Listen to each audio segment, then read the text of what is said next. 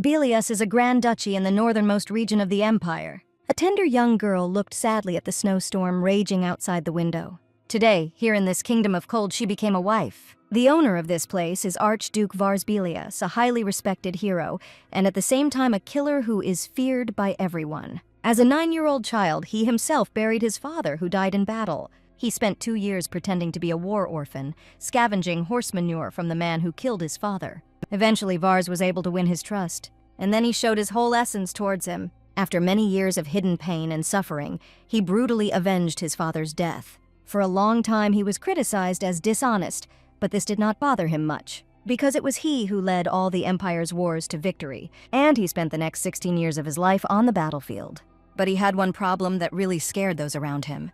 When the full moon began, a real bloodthirsty beast would awaken within him, and then he killed everyone who got in his way. This is how he began to be called a war hero and, at the same time, a bloodthirsty killer. And she, Selena, became Archduchess Belellus today. On this cold winter day, she married this cruel murderer. Even during the wedding ceremony, the man's gaze was extremely frightening. But why did Vars, who any princess or noblewoman was ready to marry, just have to ask, choose her? Why did he decide to choose Selena, an orphan whose only dowry was her name, as his wife? Maybe it's because she's such an incredible beauty. Or because he fell in love with her at first sight. No, he and love are completely different things. Vars just wanted a woman who would always wait for him at home, even if he stopped communicating. Since today, after the first night, Vars is going to lock his archduchess in her room for the rest of her days.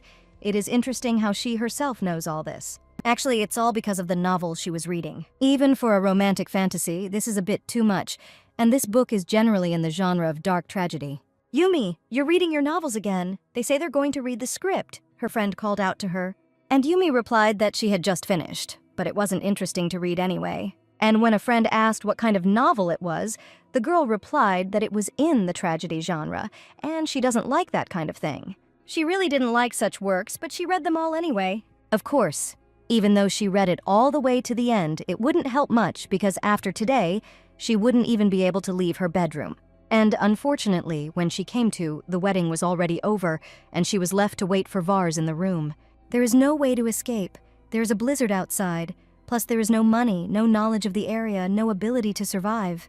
And this body, although very beautiful, is too delicate. Even in those times when there was no money and she had to choke on just rice and seaweed, she still had more strength than she does now in this form. While waiting for her husband, Selena lay down on the bed, and although she understood that she was finished, her eyes were closing against her will. After some time, the door to the room opened and heavy footsteps were heard. The girl lay motionless, although she could clearly hear someone approaching the bed. That sound, that was Vars entering the bedroom, Selena thought fearfully. In the book, he was called the Archduke Monster, which is honestly a little disturbing. But is he really that scary? Selena looked straight and openly into the man's eyes. Vars Belellus towered over the girl sitting on the bed like a mountain, and was very surprised by the way she looked at him. "What are you doing here?"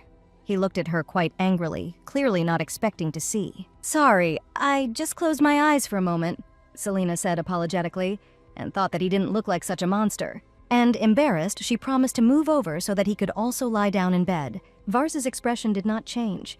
He continued to look seriously at his now wife. And under this stern gaze, the girl awkwardly moved to the edge of the bed. Now that he's in the room, it'll be hard for her to escape. Vars placed the kerosene lamp, which he had been holding in his hands all this time, on the table, and to the girl's great surprise, he ordered her to sleep, causing the girl to look at him in surprise. "Sleep," the man repeated, clearly not intending to explain anything. Selena didn't argue and quickly covered herself with the blanket up to her nose. She thought that he looked a little terrifying, but still very handsome, somewhat like a bear, so cute. And why in the original Selena fainted when she saw his face? With such thoughts, the girl fell asleep. Vars did not take his eyes off his new wife. Having settled down quite comfortably in their shared bed, the girl slept peacefully despite his presence. The man's fist clenched, he was torn between conflicting emotions. Now she is his wife, and he has big plans for her, but she just sleeps peacefully. The bright rays of the winter sun touched the face of the sleeping girl. Selena opened her eyes and stretched, shaking off the last of the sleep. She had slept very well that night.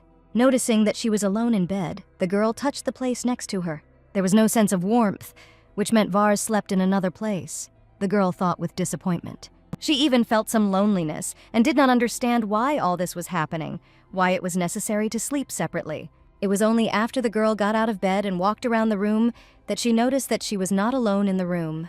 Vars Belellus sat at the table fully dressed and looked attentively at the girl. His gaze was sharp, frightening, and did not express anything good, but Selena noticed that in the light of day, he was even more handsome. "I didn't notice that you were sitting here," the girl said, blushing, and her chest, clad in a tight slip, swayed slightly. The next moment, Selena herself realized how revealing her outfit was and who she was standing in front of. She instantly dove under the blanket, throwing off her slippers as she went. What should she do? She got married and is already in a man's house. Now she is really married.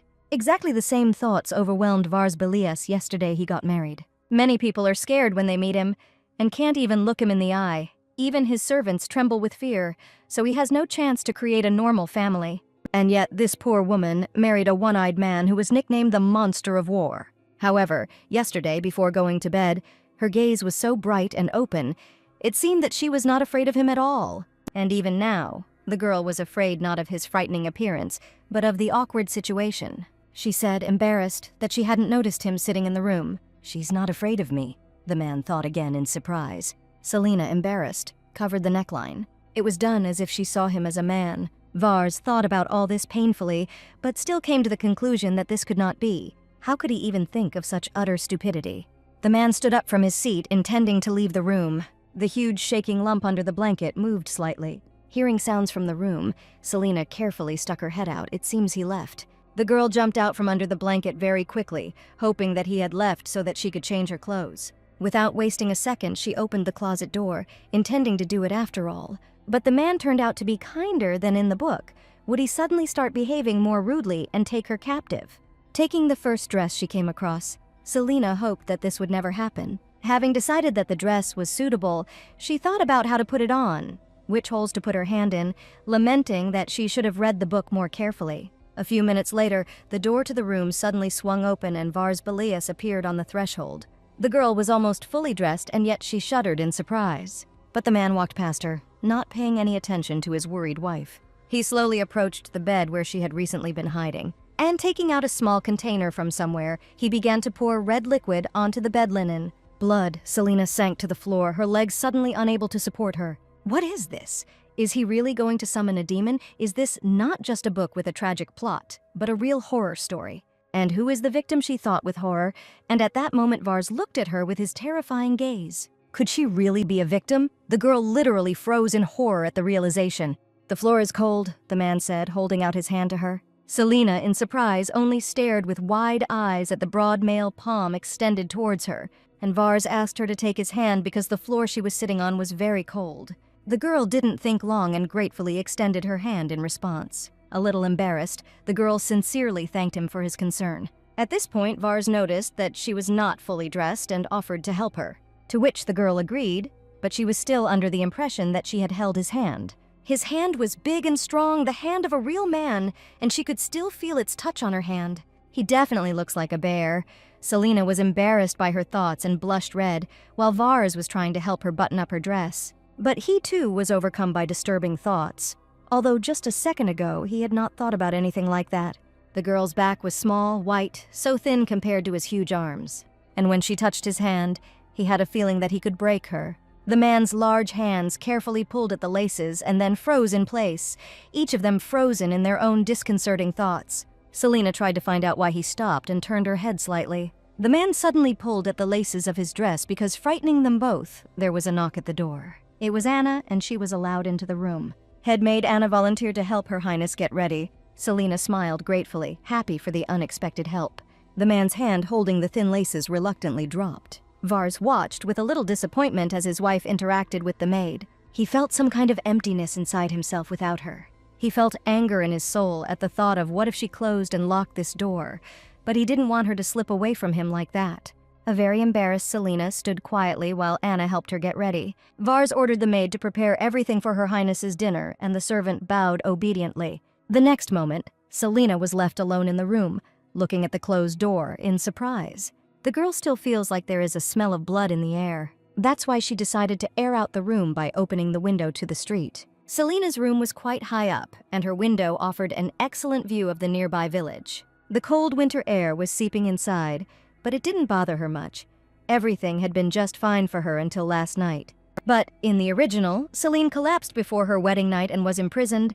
Vars publicly announced his retirement to devote himself to agriculture and visited Her Majesty's chambers every now and then. He didn't care about the condition of the 20-year-old girl who was so terrified that she couldn't look him in the eyes. For her, he was the most terrible beast. Selena wasn't immediately thrown into prison, as in the original story, and frankly, there was no hope for the girl in that situation. If not today, then she will never be able to escape from here, but hiding in a snowy state without any preparation is the same as dying. "I'm coming in." Vars knocked delicately on the door of his wife's room, but no one answered him, and besides, he felt a breath of winter wind. Then the man hurriedly opened the doors, fearing to see only an empty room. The girl simply sat on a chair in front of the open window, not paying attention to the blowing wind. "Isn't she cold?" the man wondered. He heard that she came from a warm region in the southwest of the country. Or maybe she likes the cool weather, it occurred to him. The girl heard someone enter the room and turned around in surprise. For a moment, she simply looked at Archduke Vars Belellus as he approached her. It even became somehow sad that she was scared just by looking into his eyes. The man's face was like an actor's, and his charm was completely to her taste. And Vars remembered that there was no fear in the girl's eyes after all. "And I noticed that she missed lunch. Wasn't she hungry?" Selena almost laughed. The whole situation was reminiscent of a lion communicating with a little bunny when the big and scary lion tries to feed the baby. But still, laughter broke through the girl's closed lips, and Vars noticed it. He was shocked that she seemed to enjoy being asked if she was hungry. At this point, it is worth stopping and listening to the maid Anna on behalf of His Highness. His Highness had never had any dealings with women, as he had been on the battlefield since his youth, and had only attended a few receptions of the imperial family. But not a single lady had spoken to him. And if they did meet Vars's eyes, they immediately turned away in horror, because the man literally radiated chilling horror. And because he only inspired fear, His Highness never spoke to a woman. Selena laughed and said she wanted to go outside, but then she closed her mouth in horror, afraid that she would be locked up for such insolence, because she had said this only under the influence of the situation, and the Archduke would never allow her to go out, although she really wanted to feel freedom. But Vars had no intention of locking her, but extended his large hand. The girl stared at the outstretched palm in surprise, not understanding what was happening. "Now don't you have to get up to go outside?" he remarked, seeing the girl's indecision. After some time, Selena followed Vars, trying to keep up. She didn't understand whether it was necessary to dress like that. It was even difficult for her to walk in these clothes. And yet the girl liked that he personally helped her get dressed, and she even felt embarrassed at the memory of it. At that moment, the Archduke stopped and looked at her meaningfully. Selena took this as a hint that she was slow and should go faster. But the man only offered her his elbow for support. The girl stared at the man's strong hand and said nothing. Finally, she realized that he was offering her to take his arm, or maybe he just accidentally bent his arm that way, and she accidentally noticed. But she was still not sure, so she decided to do nothing. But she was beginning to worry because Vars kept looking at her, offering his elbow. Lieutenant Jarthain August told the Archduke that when a woman is wearing uncomfortable clothes, it is good manners to offer to hold her hand. And if a person does not experience burning hatred, then he will not refuse accompaniment. It can't be said that they became friends, but they were now spouses, and unlike others, she was not afraid of him. But what the hell was it that she refused to take his arm? In any case, he brought a woman here only to conceive a child. So why is he even worried about her? It would be better to just lock her up. From tomorrow, she will never see the light of day again. At that moment, Selena's foot tripped over a small protrusion in the corridor carpet. And with a loud, sharp scream, the girl began to fall to the floor. But before she could fall, Vars immediately jumped up and caught Selena. The girl was grateful that he had caught her, but at the same time, she was very embarrassed. Against her will, her hand touched the man's thigh, and she noticed that it was hard as a rock. Vars was also slightly embarrassed by the situation, although he managed to catch the falling girl. To do this, he had to put his arms around her, and he noticed that her waist was very thin, and she herself was so light that she weighed like a rabbit. I'll probably have to feed her up so she gains some fat before winter comes, hang more tapestries in the room, light a fireplace, and insulate the windows. Sitting with his wife on the floor of the hallway, the man thought that she shouldn't go out. Vars Belellus was a man who lived and died without knowing love. A poor man who was alone all his life and died without ever understanding what loneliness was, even though he was married to a beautiful girl. In the original story, Selene suffered from Stockholm Syndrome. The story tells that at some point she slowly but surely fell in love with Vars, And what about Vars, unfortunately? For him, Selena was just a woman who would give birth to his child. Reading this work in her world, the girl sincerely sympathized with the difficult fate of the heroes. However, now she seems to understand why Selena opened her heart to him. When she almost fell, he suddenly ran up to her with a surprised face and held her tightly with his hands. At that moment, she accidentally touched his strong thighs and chest. The woody scent coming from his neck made her head spin. Blushing from the surprise and awkwardness of the situation, the girl thought that he had wooden skin, although in fact this was not so. She knew it wouldn't be easy for her, but she didn't expect it to be that easy. In the original story, he was described as a scary monster, but in real life, Vars is so sweet, gentle, and attentive, completely her type, and if she continues to encounter him like this, she will fall in love with him, and not only because he is completely her type, but because she has never dated anyone before. The girl was painfully thinking about everything that was happening, and Vars again extended his hand to her. And he asked if it was so difficult for her to walk, then why didn't she take his hand? "Here you go," the man continued insistently, causing Selena to blush again, and she could no longer refuse him, and therefore extended her hand in response, thanking him for his care. Soon they came out into the cold, frosty air, and immediately steam began to come out of the girl's mouth. She looked around with delight, noting that this was truly a magnificent place. And even though it was dark and cold around, the girl breathed in the air of freedom with delight. The archduke silently watched the girl, who was quite happy to be outside. He thought that it was still a long way from warm, so the sight was not pleasant. So what good did she find in this deserted place and gnarled branches? The archduke watched the girl, her rapturous face, and then how she looked around at all this grayness. But she was really happy, and she was smiling, pleased that she was finally outside. Although Vars did not fully understand the reason for her good mood, he was pleased to look at her. Realizing his feelings, he blushed and quickly turned away, promising himself that he would not stare anymore. Selena realized at that moment that this was not a set. It looked like a real medieval one, which, in fact, it was. When she was in the theater company, she imagined that she was in Hollywood. But everything here is real. However, after that, her mood diminished and the smile disappeared from her face. What's the point of this landscape if she, like in the original, has to live locked up, unable to return to Korea? If she can't escape, she wants to at least capture this man's heart. She has never built a relationship, especially a romantic one, which made her sad. Vars also noticed the change in his wife's mood and became slightly worried. Why did she have such a dejected expression on her face? The man began to get irritated. Just a moment ago, she was rejoicing at the sight of the castle and the empty hills. The man approached the girl and pulled her hand quite roughly. Did it suddenly dawn on her that this monster was her husband? Selena looked at the archduke in surprise at such a sudden movement. "It's time to go back," he said emotionlessly without explaining his behavior. Angry at himself, he turned around and headed towards the house. He brought her here, so why couldn't she even open her mouth? "Wait," Selena said, which actually made Vars stop. Embarrassed and unable to look at him, the girl asked him to take her hand. The man literally melted from her words. He was pleased by such attention from her, and he thought that a long stay in the cold could undermine her. Besides, she was not so hardy, and could fall from exhaustion on the way. At that moment, the man's head was filled with theatrical action, and the fragile girl fell from exhaustion and straight into his arms. And he, like a true gentleman, picks her up in his arms to carry her into the house. And in a soft voice, he promises that he will carry her if she gets sick. At such moments, in the opinion of the thoughtful man, one can walk arm in arm. It seemed to Vars that she could fall at any moment, but the girl walked quite confidently, to his great regret. The young people returned to the room, where Anna had already lit the fireplace. They walked in silence, and Selena wondered why Vars was still silent. The man looked at the girl silently and attentively without saying a word. Selena felt the need to say something right now, otherwise it would be awkward. "Such a peaceful atmosphere," the girl suddenly said, smiling tensely. Vars was surprised by her description of the situation and swallowed nervously. The Archduchess added that she had really enjoyed the day. The view was simply stunning, and it would be nice to walk like this together sometimes. The man was surprised again that she was talking so easily about a walk. Wasn't she afraid of him?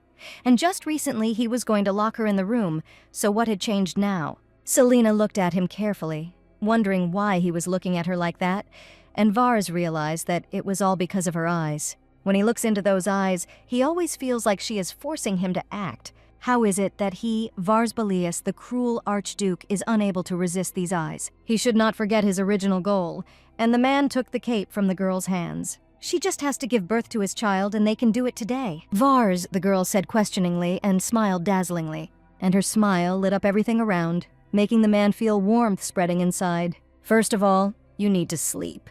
He squeezed out, blushing, deciding that she was tired today, so she would have to wait until tomorrow.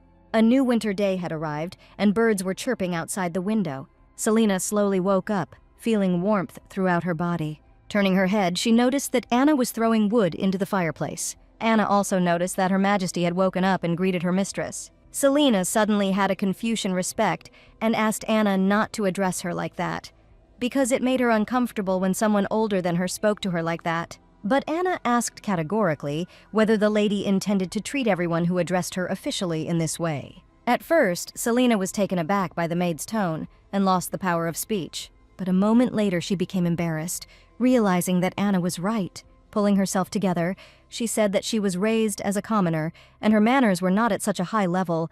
She still did not know how to react in some situations, and she would be glad if Anna could help her with this. Anna understood everything, and as the lady said, she doesn't know a lot of things, but the girl's tone and diction are not bad. It can be assumed that the newly minted Archduchess will be able to learn everything quickly. But first she needs to have breakfast. After breakfast, having enjoyed the food and the warmth, Selena lay down on the bed, wondering what she should do now. A sudden thought made the girl jump up in bed. Come to think of it, no one told her not to leave the room. In the original, Selena was locked in the dungeon, and she still isn't. She needs to go outside to get some fresh air and enjoy the sun. People get depressed just hanging around in a room, and the girl resolutely threw on her coat.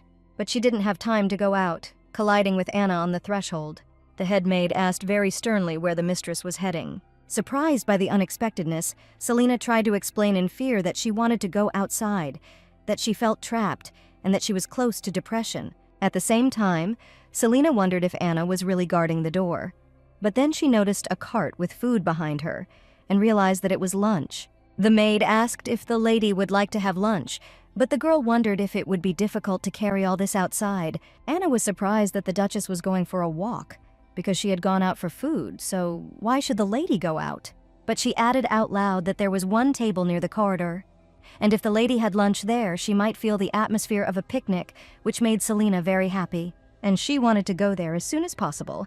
Anna added that she would prepare everything. After a while, everything was ready and the food was placed on the table. Selena sat at the table, looking at the dinner that was served with delight. But she was bothered by the need for so much cutlery for an outdoor picnic. She timidly picked up the fork, hoping that if she made a mistake, Anna would point it out. The maid was thinking that she had not yet decided what and how to teach Her Highness. And then she remembered how the gentleman had said earlier that the girl he would bring would not need to be taught anything, since she would live locked up only as an incubator for the heir. But judging by yesterday and today, everything is completely different. Earlier, while cleaning the bed after the master's wedding night, Anna noticed blood on the sheet and immediately realized that it was animal blood. She is the only one who knows the difference between human and animal blood besides the master, and this blood was probably meant to be shown to the maids in the outer palace. In order to prevent rumors from spreading about the wedding night not being spent, the gentleman performed such a magnanimous act. Could this man, the famous cruel archduke, have committed such a noble act? Has he suddenly gone crazy, Anna thought. It is clear, however, that the Archduchess had a significant influence on his behavior. Perhaps Her Majesty will be a ray of hope for the North. This can stop the Lord's rampage. Selena called out to the maid, which immediately drew her attention. Selena confidently stated that she was going for a walk today and asked if there was anything she should know. Anna understood the lady's words as meaning that she was going to leave the palace, and clearly did not mean just a walk, but she could not let her go alone, so she said that she would go with the lady. At this time, Vars Belellus was working in his office. Rather, he tried to work, realizing that his thoughts were occupied with something completely different. He needs to be told that he's going to lock her up, of course. Vars was going to just lock her up for no reason, but this is a bit too much. And if it seemed to her that he considered her a thing, the man would be horrified. But that was his goal, and he knows he's being a hypocrite, but he needs a reason to do it. He doesn't want to treat her as cruelly as he planned. Not understanding what was happening to him, Vars got up from the table and nervously walked to the window. Trying to distract himself somehow, he looked carefully out the window onto the street. And what he saw surprised him very much. Selena and Anna were talking right outside the windows, and the man became interested in what they were doing there. A moment later, they headed straight for the palace exit. Could she really be going outside, the man thought anxiously. And his anxiety grew. Why was she really trying to escape? That won't happen while she's with Anna. But what will happen if there are too many people there? Finally alarmed, Vars quickly ran out of the room with the thought that he urgently needed to catch up with these two.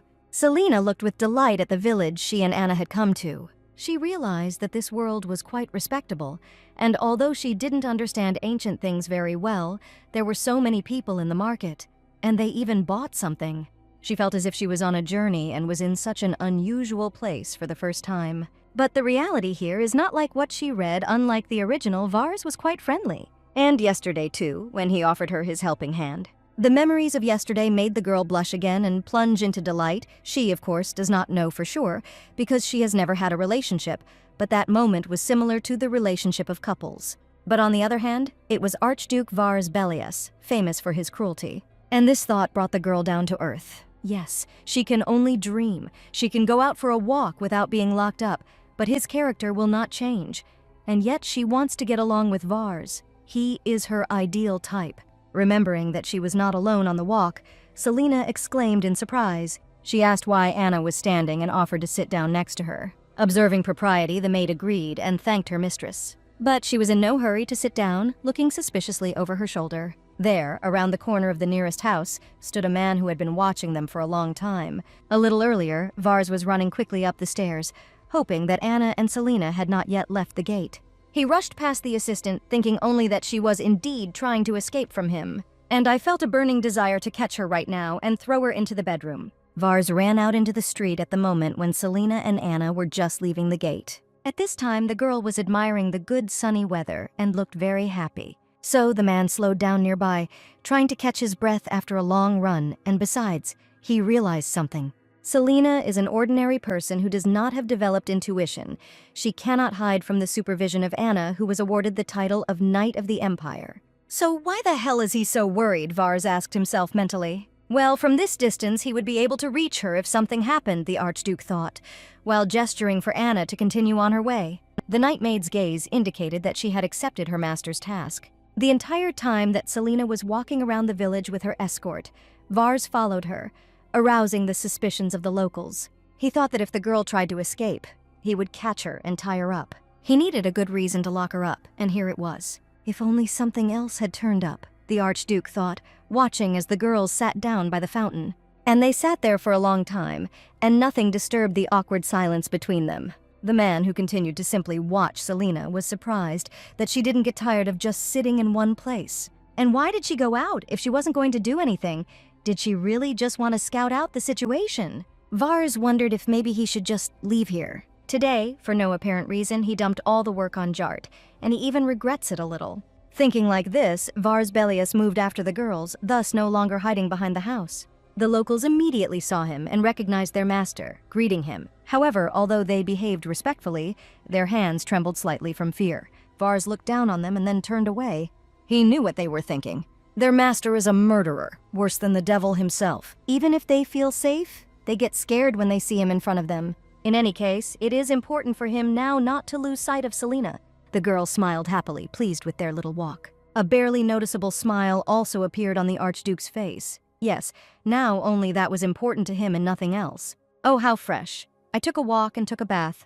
All that's left is to have dinner. The girl wiped her damp hair, humming cheerfully. And when there was a knock on the door, she, without hesitation, allowed them to enter. And only then did she think that she needed to wear a dress. But the door had already opened and Vars stepped into the room, seeing before him an almost naked girl, wrapped only in a towel. The girl screamed loudly in surprise, trying to cover herself with a second towel, and the man froze in place, impressed by the sight he saw. But the next moment, he realized he had to take a step back and slam the door. Nervously leaning his head against the door, he thought that she had already washed herself, had dinner, and was now resting, since he had managed to do all of this himself and even prepared a gift for her. Repenting at the door, he thought that she didn't like him anyway, and now she also hated him. What a shame. Anna, who had brought dinner to the lady, was watching this whole scene with the door and asked the gentleman in surprise what had happened. Selena at this time fell to the floor, exhausted. She was almost going crazy naturally. She thought it was Anna. What will happen to her now? Because Vars might not like her behavior. even though he knows that she scares people, and then he will easily throw her in prison. Crawling on the floor in frustration, the girl begged the universe to give her another chance. A hem came from behind her, and she realized with fright that she was not alone in the room again. Someone's carrying hands threw a warm cape over the girl's shoulders. "You'll freeze." Vars decided to take care of his upset wife. The girl looked at him with wide, clear eyes. She was pleased by his concern. Embarrassed and looking down, Selena thanked the archduke for his kindness. "Kindness, I'm the kind one." Vars almost choked with indignation, but he still decided that there was nothing wrong with it. And, pulling himself together, he ceremoniously replied that there was nothing to thank for, and he added that he would be outside so she could call him as soon as she changed. Since he wants to have dinner together. At these words, Selena almost choked from shock. This is the first time they will have dinner together. I don't think this happened in the original. Or is he waiting for her to make a mistake? The girl absent-mindedly cut meat on her plate. Looking at her, Vars was overcome with bad thoughts, and darkness literally emanated from the man. Selena raised her beautiful eyes and looked questioningly at the archduke. Her gentle smile made the man's heart try to jump out of his chest, and a pleasant warmth spread throughout his body. But dark thoughts did not leave him, and Vars, in a fit of anger, squeezed the fork in his hand with force. What's wrong with this girl? No one dared to do this. How could she touch his body so casually? How could she withstand his gaze? As if he was the only one who felt strange, Vars put the gift on the table with such thoughts. Selena asked in surprise what it was and if she could open it. "This is a gift, open it," the man answered calmly. But when the girl opened the box, she was literally blinded by what was inside. And inside was a rich, sparkling set of jewelry, consisting of a necklace and massive earrings with precious red stones. Like any girl, Selena's eyes sparkled at such beauty, and she couldn't believe that the truth could accept it. It may not mean much to him, but it was the first gift she had ever received from a man. Selena doesn't know how it is with the others, but Vars tries to be nice to her. It's definitely a lot different from the original. Maybe they can get along. The girl was happy to see a glimmer of hope. However, Vars' thoughts were the exact opposite. He was glad that she didn't suspect anything. Everything had already been taken care of. Trusted people told jewelers and pawn shops the serial number of the jewelry. If someone came and wanted to sell it, they would just have to give a check for 1,000 gold. And then, coming to the palace with this jewelry, they would be rewarded. Selena will be caught trying to sell the gift, and that's the end of it. Once she tries to escape, everything else is easy. All you have to do is treat her like an object, which is what was originally planned. Just get caught, and from that day on, you will cry every day. Such were the thoughts of Vars Belellus, who had planned everything carefully. And so their joint meal passed on one side. Happy Selena, who had received her first gift from her husband, and on the other, Vars, in anticipation of her future suffering. The next day, Selena went for a walk with Anna again, not noticing the eyes watching her. The archduke kept a close eye on his wife, in anticipation of the events that were to unfold. So far, everything is going according to his cunningly planned plan. And his money, although small by the standards of the ruler of the North, was not spent in vain, he warned Anna, so all that remains is to wait. Unable to sit still, the man grabbed his coat and headed for the exit. At the age of 9, disguised as an orphan, he penetrated the enemy camp, and 2 years later he returned with the head of his enemy in his hands, and his body had turned into a lifeless thing. Having regained her health, Vars went to war again at the age of 13. Since then, no one has ever seen Archduke Belellus look unbecoming. Such thoughts overwhelmed Mr. Jart's assistant, who watched his master's hasty departure. And yet he was glad that spring had finally come inside the gentleman. Jart was worried about him with all his heart. On a bright, sunny day, Selena and Anna visited the village market. The girl was happy and calmly chose the goods she was going to buy. What the hell is she doing? Vars, who was watching them, began to get irritated. All she bought were 2 apples, chicken kebabs, and a disgusting-looking leather wallet. This won't help her escape at all, the man was angry. And although he was wearing a black cloak that hid his identity, the black aura around him gave him away, and those around him guessed that he was an archduke. Vars was angry while waiting for the girl to show her true face, and was unhappy that he could not hear their conversations. At this moment, Selena stopped thoughtfully at one of the counters. Perhaps she would make a mistake now. But the girl only thought about the purchase for a short time. But again, no, she just bought a small basket, which in Vars's opinion was of no use. Watching the girls leave, the man was indignant that he needed to buy something simple and roomy. They were useless. Maybe she's going to make a mistake now that she stopped at the shoe store. That's right, you need shoes that you can run in well, that are durable and have a low heel. Selena stopped for a second but soon passed by the store. Vars could barely contain the rage that was bursting out. How could one be like this? What the hell does she want to buy? And if so, why did she leave as soon as she smelled the money? Why was all that worried Vars at that moment, while Selena and Anna were getting ready to enjoy the shashlik? The girl at that moment looked completely contented and happy, and just smiled sweetly. But Vars didn't understand how she could smile so radiantly. He never took his eyes off her for a moment, noticing everything she did. But he has no idea what she's laughing about now. A completely unsuspecting Selena chatted sweetly with Anna while enjoying the impromptu picnic. So what made her laugh? Vars Belellus had absolutely no idea. "The chicken kebabs are so delicious!" the girl enthused. She still had a lot of money left and the weather was so nice. In response to her thoughts, a strong cold wind immediately blew. And Selena shook from the cold, feeling as if pieces of ice were running across her skin. And it reminded her of what happened yesterday, when Vars threw a blanket over her. Then she felt real human warmth. When she took his hand, it was so strong that it supported his entire weight. And when the girl thinks about this, she continues to smile to herself. In this world, Vars Belellus's loneliness was destined to be. But she was also very lonely when she was Yumi. No one cared about her. There must be a reason why the two of them met and became spouses. Why does she think that everything will be fine for them? No, she wants everything to be fine. Soon everyone returned to the palace. As he headed to his wife's room with the gift, Vars thought that he would feel uneasy if she was again in negligee like yesterday, so he decided not to rush into the room. It's not that he wouldn't like it if it happened again. In the hallway, the man looked thoughtfully at the box in his hands. At that moment, the door to Selena's room quietly opened and, looking around, the girl left the room. She quietly closed the door behind her, trying to make sure no one heard her. Was this really an escape? Vars had an unpleasant thought, but he was somewhat prepared for it. Hiding behind the turns and objects in the corridor, the man quietly followed the girl. Selena, who had been walking forward calmly and even somehow joyfully, stopped for a moment. The girl timidly touched her hair falling over her eyes, as if she was preening herself before an important meeting. And while Selena was gathering strength to do what she had planned, Vars jealously watched her behavior, who she was showing off in front of, and whose room this was anyway. The next moment, the man realized that this was his room and Selena was heading to meet him. Sensing some panic, Vars rushed about in different directions, not understanding what to do. Then a door at the opposite end of the corridor caught my eye. It was Selena's own bedroom. For a while, he considered whether he should go to that particular room. But he still decided that no, he couldn't go in there without permission, and he headed towards the balcony, which had an exit from the corridor.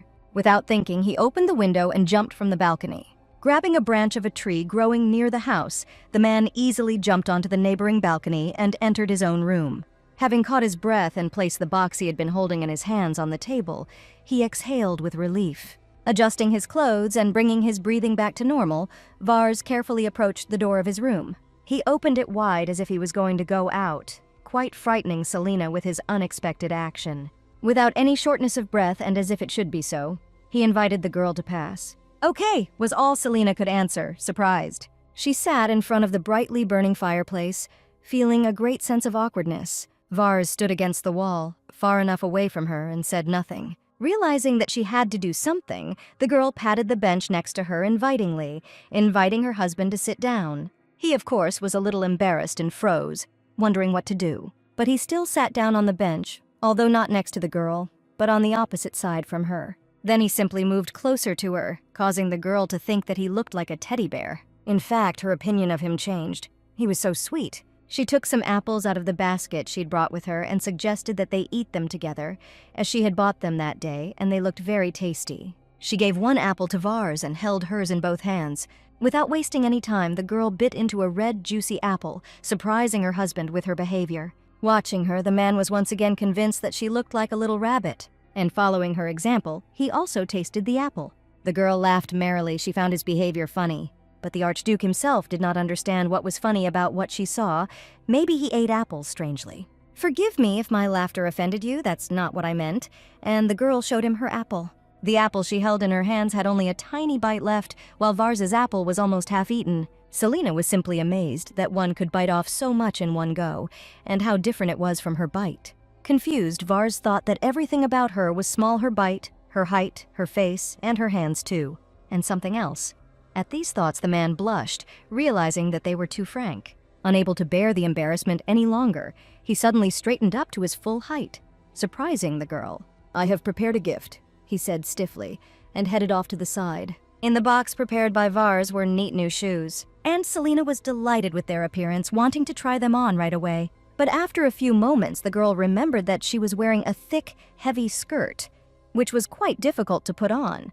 Understanding what the problem was, Vars knelt down in front of her and offered to help. Carefully lifting her skirts and taking the girl's leg in his hands, he began changing her shoes. She really did have such a small foot. Vars was embarrassed. Selena also felt embarrassed because the man's hand was much larger than her leg. Soon the deed was done, and the girl had new shoes on her feet. Then Vars raised his gaze to her. "Thank you. I like it very much," Selena replied contentedly. She lifted her leg, examining it from all sides, and asked Vars if she was coming too. The girl was absolutely sincere in her emotions, but the man did not understand what was wrong with her. For some reason, it seemed to him that he was going crazy, although she was just laughing.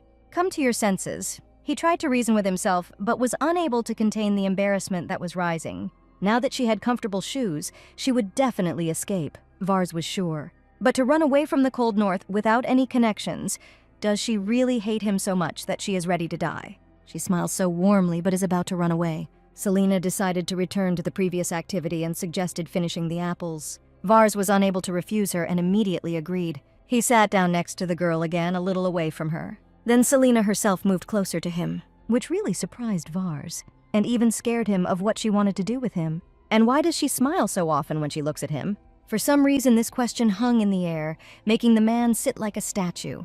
Was she really going to spend the night here, Vars realized? And that made him get a little angry and clench his fists. "Go back to your room," he said in a colorless voice. Finding himself alone in the room, the man mentally cursed himself. What the hell he was doing? He was going to deal with her as he had originally planned if she escaped. But if she really runs away, it seems he won't be able to control his anger. While changing, he noticed that she had forgotten her thing on the bench. Taking the small, neat cloak in his hands, Vars himself did not know what he wanted to do with it. At this time, Selena returned to her room and in a state of confusion, slammed the door behind her. What was wrong with this monster duke? She asked herself. Selena was definitely right. Vars is exactly as described in the book. But why? Why the hell 3 nights have passed and the original story still hasn't started? Yes, at first she liked it, because he seemed to be paying attention to her and hadn't locked her in a dungeon yet. But after a day or two, she became more and more anxious. If nothing happens, then something is wrong, she concluded logically. In the book, Selena's personality was not properly revealed. It seemed that she was an empty shell. It dawned on the girl. Maybe Selena in the original was as beautiful as the main character of a romantic comedy, and not as timid as her. So much so that she needed to be kept locked up. Really such a charmer. Everything was lost.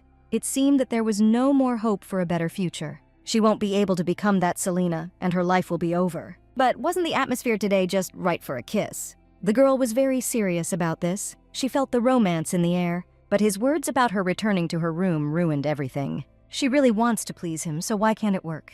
Did he really not feel anything for her? Was she the only one who wanted to hug, kiss, and hold hands? She doesn't understand anything because she's never had a boyfriend. The upset girl suddenly looked at her feet, shod in new shoes. She is happy with the gift, but in Korea it is believed that if you give your loved one shoes, he will run away. Does such a gift mean the same thing here?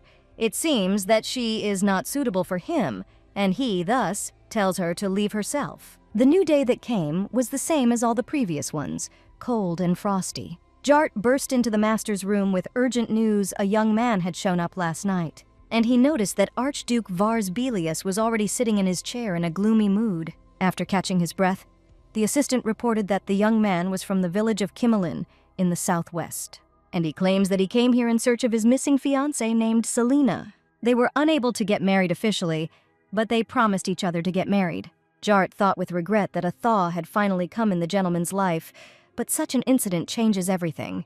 "The ground has already melted," the Archduke suddenly asked. A very terrifying picture appeared before Jart's eyes. He knew it. The master wanted to bury this young man. And he replied that yes, a month had already passed since the beginning of spring, and the earth was giving way to the shovel. As expected, Vars thought, if she was beautiful in his eyes, then she was beautiful in others' eyes too. He was a terrible person who could not notice this. Having finished thinking, he asked where the young man was now, and received the answer that he was in the basement. The archduke expressed a desire to look at the man who had come here blinded by love in order to understand what he was like. "Have you heard? They say that Mrs. Selena got married." The boy told the news to his friend. A boy a little older than him asked in surprise what he had said. He was interested in where exactly Mrs. Selena got married, and the young man answered that somewhere far, far away in the north. A person like her shouldn't live in a village like this, after all. She is a noble person. Mrs. Selena wore expensive clothes and jewelry, of course, elegantly drinking tea suits her much better than communicating with commoners. But when did she become like this, and is she happy now? The young man himself was not rich and not so smart, but he had feelings for Selena, and he persistently asked his friend to tell him everything in more detail. And although no one knew where she was exactly, but once you see her face, you will never forget it. And he wants to see her again. He will be able to find her. He will definitely achieve what he wants, no matter what it costs him. "Come with us," the guard said to him, clearly not tolerating any objections. He opened his eyes with difficulty, seeing several pairs of legs in front of him and a grate behind them. Consciousness slowly returned to him. He found himself tied up and lying on a cold, drafty floor. Having come to his senses, the young man jumped to his feet and shouted what they were doing, who they were, and what they wanted from him. On the other side of the bars, 2 pairs of attentive eyes were looking at him. "Get started," ordered one of the men standing in front of him. A moment later, the guards surrounded him and grabbed him, forcing him to his knees. He tried to break free, but his mouth was forced open and some liquid was poured into it. Not understanding what was happening, the young man was forced to swallow what was given to him. And then the guards loosened their grip a little. "The village of Kimmelin in the southwest of the country. You and a girl from there named Selena, there was something between you?" asked the chief. The young man felt his consciousness slipping away, as if clouded by some poison. Selena, beautiful Selena, like a bright sunny vision, the girl appeared before him. He wants to live only for her. He swears that he will work all his life for the sake of their children. "Selena and I loved each other forever," he said in a hoarse voice. "We promised each other to stay together forever," he said, as if against his will, not noticing how the man in front of him was darkening. Jart followed the archduke in silence. He thought it would be just a spring breeze, but it turned out to be a whole storm. "A bellanon is a poison that makes one lose their mind and speak only the truth. The one who takes it will speak the truth if he is not strong enough mentally to resist the poison. There aren't even any enemy prisoners to appease the master's bloodlust. The only way to keep him from going berserk is to keep a close eye on him. You can do it, come on, the young man encouraged himself. "Jart, let him go," the archduke suddenly ordered, and his smile was frightening. The archduke ordered the route to be made such that it came through a terrace next to the inner corridor. It was there that a table was prepared for Selena to have a small snack. The girl watched the flying butterflies with delight. They also felt the spring warmth and came out into the wild.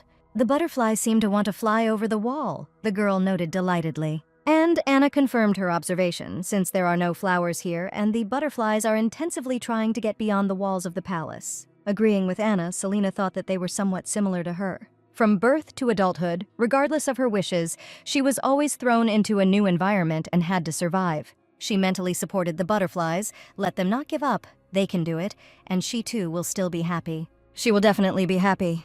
Selena turned around and saw Vars nearby. The man also noticed her gaze and was slightly taken aback by the way she looked at him. Perhaps it seemed to him that he pulled himself together and headed towards her. She really is an amazing girl, just look at her and time starts to fly by. Vars is sure that others feel the same when they see her. If she hadn't been sold by a man who wasn't even her father, she would have been able to spend time with her loved ones. If she had been raised in an aristocratic family, she could have gotten married and had children at that age. What kind of face would she have on as she whispered words of love to that man, that bastard, who could have been her husband? The man became indescribably furious, as if the fire of war was blazing around him. But why is he like this, and wants to destroy everything that catches his eye? Maybe he should kill him right in front of her eyes, and what method should he choose for this? At that moment, Selena was very happy to see Vars, because she thought about him constantly, and she smiled radiantly. But the man was enraged by the thought that if she yearned for that man even a little, then he would crush his bones and throw them to be eaten by wild animals. "Does it suit me?" the girl asked, slightly lifting the hem of her dress and revealing her shoes. Just a second ago, Vars Belellus' eyes were clouded with jealous rage. But when he saw the shoes on her feet, the fire in his soul seemed to be extinguished. "The shoes you bought for me," the girl added, blushing. The man realized that although he didn't understand fashion, Even he thought that the dress and leather shoes didn't go together very well. But he still asked if she was comfortable, to which she replied that it had become much easier to walk and that they were also beautiful. Feeling a little malicious glee again, he thought that simply walking easily was not enough to escape from here as fast as he could.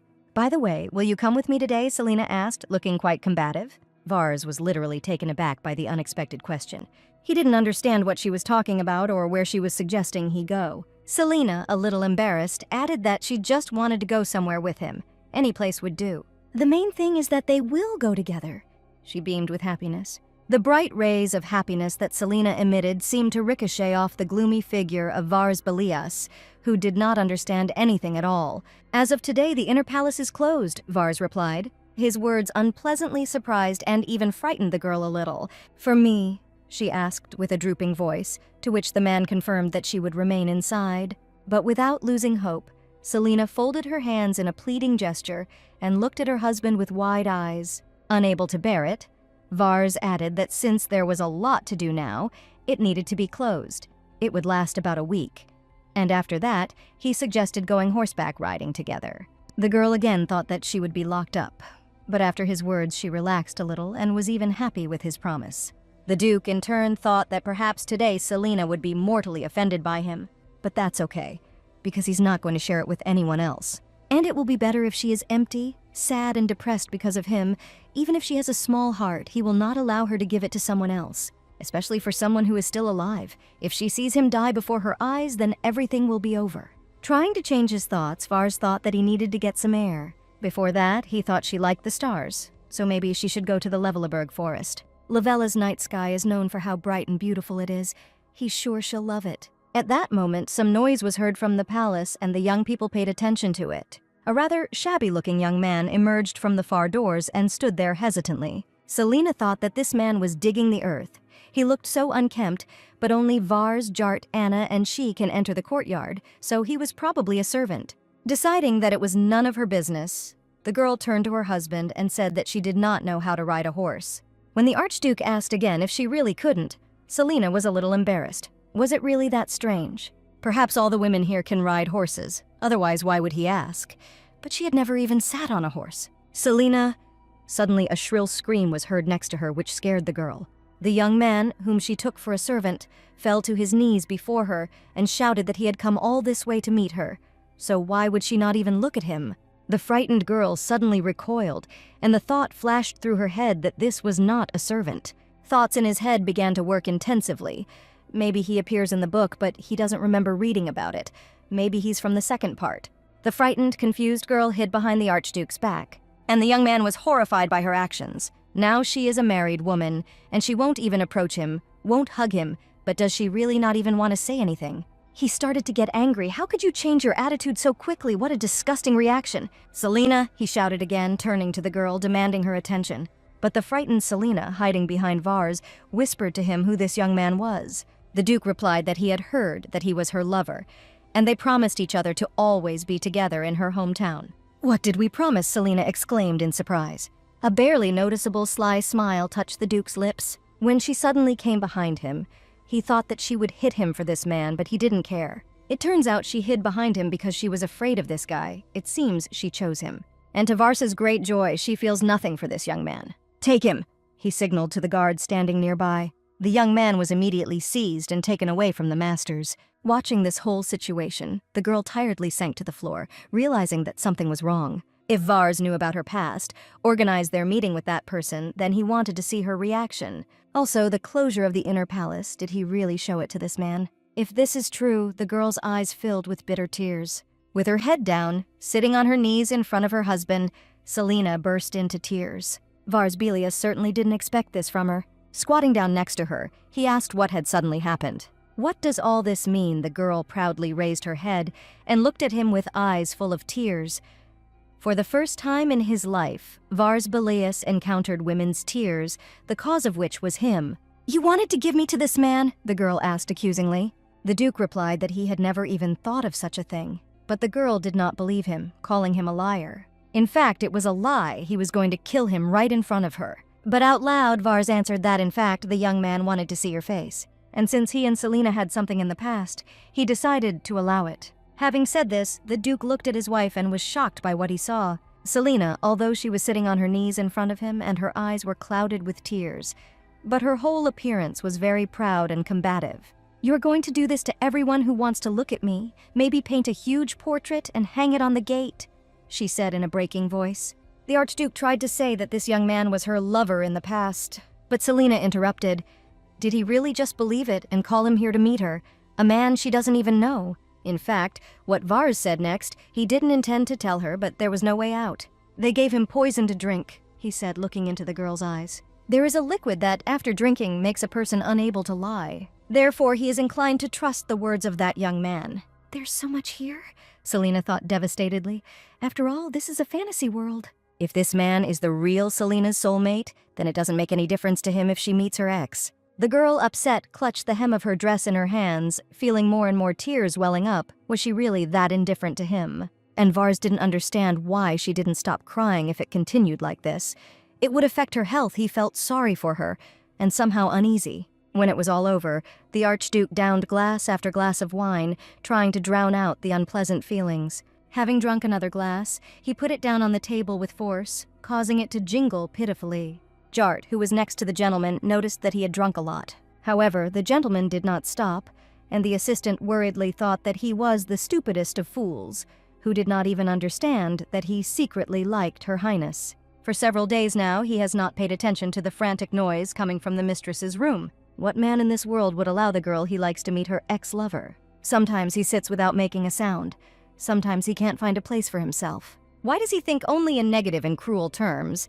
This is some kind of perverted possessiveness. "Sir, they say that Her Highness is not eating well," said Jart, leaning towards the Duke. And at first, Vars was scared, but pulling himself together, he calmly asked, "So what?" The knight offered to bring the lady some soup, thinking that he would take care of everything. "What am I, your servant?" The Archduke was indignant. But in the end, he accepted the servant's offer and now stood with a tray in his hands in front of the door to Selena's rooms. They said that she hasn't eaten anything for several days. What kind of force can make a person cry for days on end? If she cries like that after meeting her ex, it's obvious who she's thinking about while sobbing, and Vars himself thought unflatteringly of himself. It would have been better if those curses had been directed at him and not that guy. Instead of crying thinking about him, he would like her to cry because she is disappointed in him. Knocking gently, the man entered the room with a tray and offered the girl something to eat. Noticing that someone had entered, Selena hid under the blanket like a wild animal, ready to pounce on the intruder at any moment. Her look did not express anything good, and in a hoarse voice she asked why he had come. The Archduke said that she was not going anywhere, but the girl retorted that what business did he have with her? Moreover, the inner palace was closed anyway. Knowing that she was right, Vars was nevertheless upset by her answer. Although she was not afraid and there were no difficulties, he was afraid. Now he doesn't feel that way anymore and can just say what he wants. At that moment, the girl turned her face towards him, offended, which literally touched the man because she looked so cute and disheveled. The girl was still angry with him and mentally resented why he had come at all. Why was it necessary to give jewelry and then give shoes? Why was it necessary to help her when she fell? It really makes no sense. She doesn't understand anything because she's never dated a guy. And if things continue like this, she never will. Her anger was literally bursting and hovering in the air. Having cleared his throat, the Duke decided to tell her some news that she would like. "The doors are open again. You must keep your promise to ride horses with me," he said. The girl instantly calmed down and asked when he wanted to go. Her mood changed so quickly that both she and the Duke simply looked at each other in silence for a moment. "Right now," the man finally answered, breaking the silence first. And his answer left the girl stunned. However, it didn't take long to persuade her, and within an hour Selena was ready for the planned horseback ride. She arrived at the stable first, which made her a little angry. How could this even happen? She cried so much, why didn't he ever ask if everything was okay? She didn't expect it, but is it really that hard to wipe away at least one tear? Noticing Vars in front of her, she became angry again because he did absolutely nothing.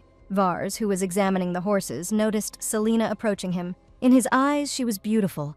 And even though it was obvious that she was angry, she still looked cute. In fact, Vars didn't even suspect that she was angry. He only thought that these clothes suited her too. Feeling joy, Vars prepared for the trip while Selena was still angry, and Jart, who was passing by between them, did not understand what was happening. However, this whole situation was very tiring for the assistant knight. Camlin is a small town, so there are no roads suitable for horse riding. Selena said she can't ride a horse, so that's not suitable either. And how she had fun in her village, probably everyone there went hunting with a bow or rode horses. All that was required of her was to give birth to a child, and so he did not look into her past. She came here, although he knew nothing about her. He thought that everything would be fine. And if they had known about her past, Jart would never have brought someone like her. Well, thank God they didn't know anything, thought Vars, leading the horse by the bridle. While leading the horses, the man turned to Selena and invited her to mount the white horse. But the girl noticed that the white horse already had a large load on its back, and if she sat down, it would be very difficult for her. These words made Vars laugh very much, and he laughed heartily. Then he told the girl not to worry. This horse could be ridden by 5 like her. She weighed less than a bun, and in Vars' eyes she looked like a little scared rabbit. What a shame, thought the girl. There are many more horses than she thought. And now Selena doubted whether she would be able to ride it, because if she fell off the horse, she could die. She felt uneasy saying that in case he got angry, but Selena decided that he definitely couldn't. I can't go.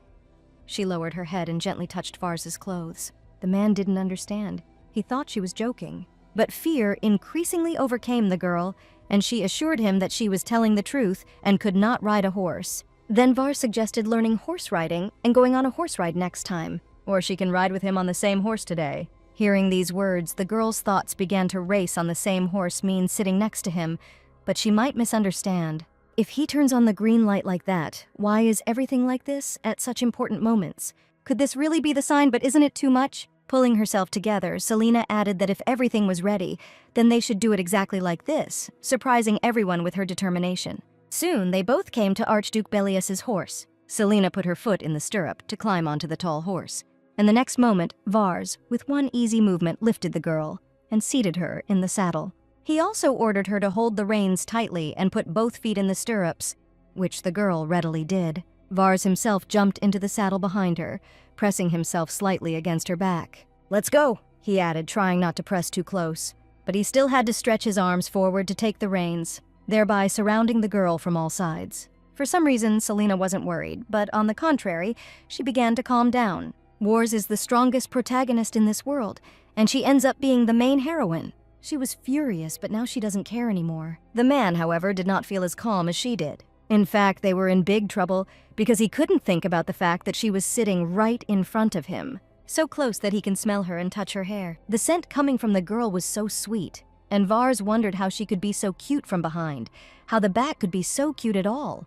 But what worries him most is that both he and Selena are now wearing riding pants, with only 2 thin pieces of fabric between them. Their bodies were so close to each other at the hips that it made the man blush, and he had a hard time holding back. The heavy bags flew into the carriage with a crash. Anna asked Jart if they were preparing the carriage for the trip and received an affirmative answer. The gentleman asked his assistant to prepare and drive the carriage to Levelleberg. She thought about it and asked again when, to which she received an answer in the evening. You really are planning to leave in the evening. You are completely out of your mind. She looked reproachfully at Jart. The young man recoiled in surprise, as if he had done everything right. The maid only sighed wearily, surprised by the knight's lack of forethought. Leave at midnight and arrive around dawn, she said categorically. And despite Jart's indignation, she added that it would be better for everyone. That's why he still hasn't married, Anna finally realized. Jart remained standing with his mouth open, not understanding what to do. The gentleman ordered to arrive by evening, but Anna insisted that the carriage should be there only by dawn, and what should he do? After some thought, he decided that Anna was quite capable of taking his head if he disobeyed her. And mentally asking his master for forgiveness, the knight decided to do as the maid said. It really should be better. A bright, warm fire was burning in the cool evening forest. Selena was cold, and Vars suggested that she move closer, and he himself moved closer to the girl.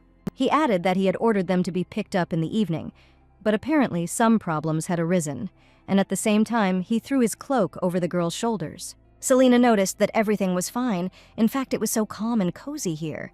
The man didn't show it, but he was pleased with the whole situation and the fact that the girl was sitting with him, and he mentally thanked his assistant for being late. And now Selena will tell what happened to her today. She doesn't know how to ride a horse, so she rode in Vars's arms. They arrived at a beautiful wooden house in the forest, and Vars, like a true gentleman, helped the lady get off her horse. As soon as her feet touched the ground and the man's hands were released, the girl became as embarrassed as Vars. And to cover up their awkward silence, Selena began to admire the stunning wooden house. and at the same moment, Vars asked how about a barbecue for dinner. And now, sitting by the fire, they moved closer to each other to warm up. Vars said that he ordered them to be picked up in the evening, but apparently some problems arose. The girl assured that everything was fine and that she felt so calm and comfortable here. Although Vars didn't say anything in response, he mentally thanked Jart for this opportunity to be near his wife. "If you want to drink, alcohol should raise your body temperature," he suggested to the girl, and Selena happily agreed, hoping that everything would be fine. In Korea, she was quite the drunkard and could easily drink 3 bottles of soju at once. Taking out a bottle of wine, Vars asked if she had ever drunk it before. Selena replied that she doesn't really like wine. For some reason, it has an astringent taste. Hearing this answer, the archduke suggested that if he didn't like wine, then how about whiskey? This was exactly what Selena was waiting for, and she immediately agreed. Holding a glass in her hands, into which the man was pouring an alcoholic drink, the girl was delighted that she was trying whiskey for the first time. As soon as the glass was filled, she immediately tipped it back into herself. So Selena drank wine with pleasure in her homeland, Vars thought, watching the girl. At their first meeting, she said that she liked the wine from the Lafon region the most. It had a low alcohol content, so she enjoyed drinking it. Selena's glass was empty, so Vars offered to pour her some more, to which she agreed, noting that it was very tasty. While making small talk around the fire, the archduke noticed that many small animals lived here. "Squirrels or hedgehogs?"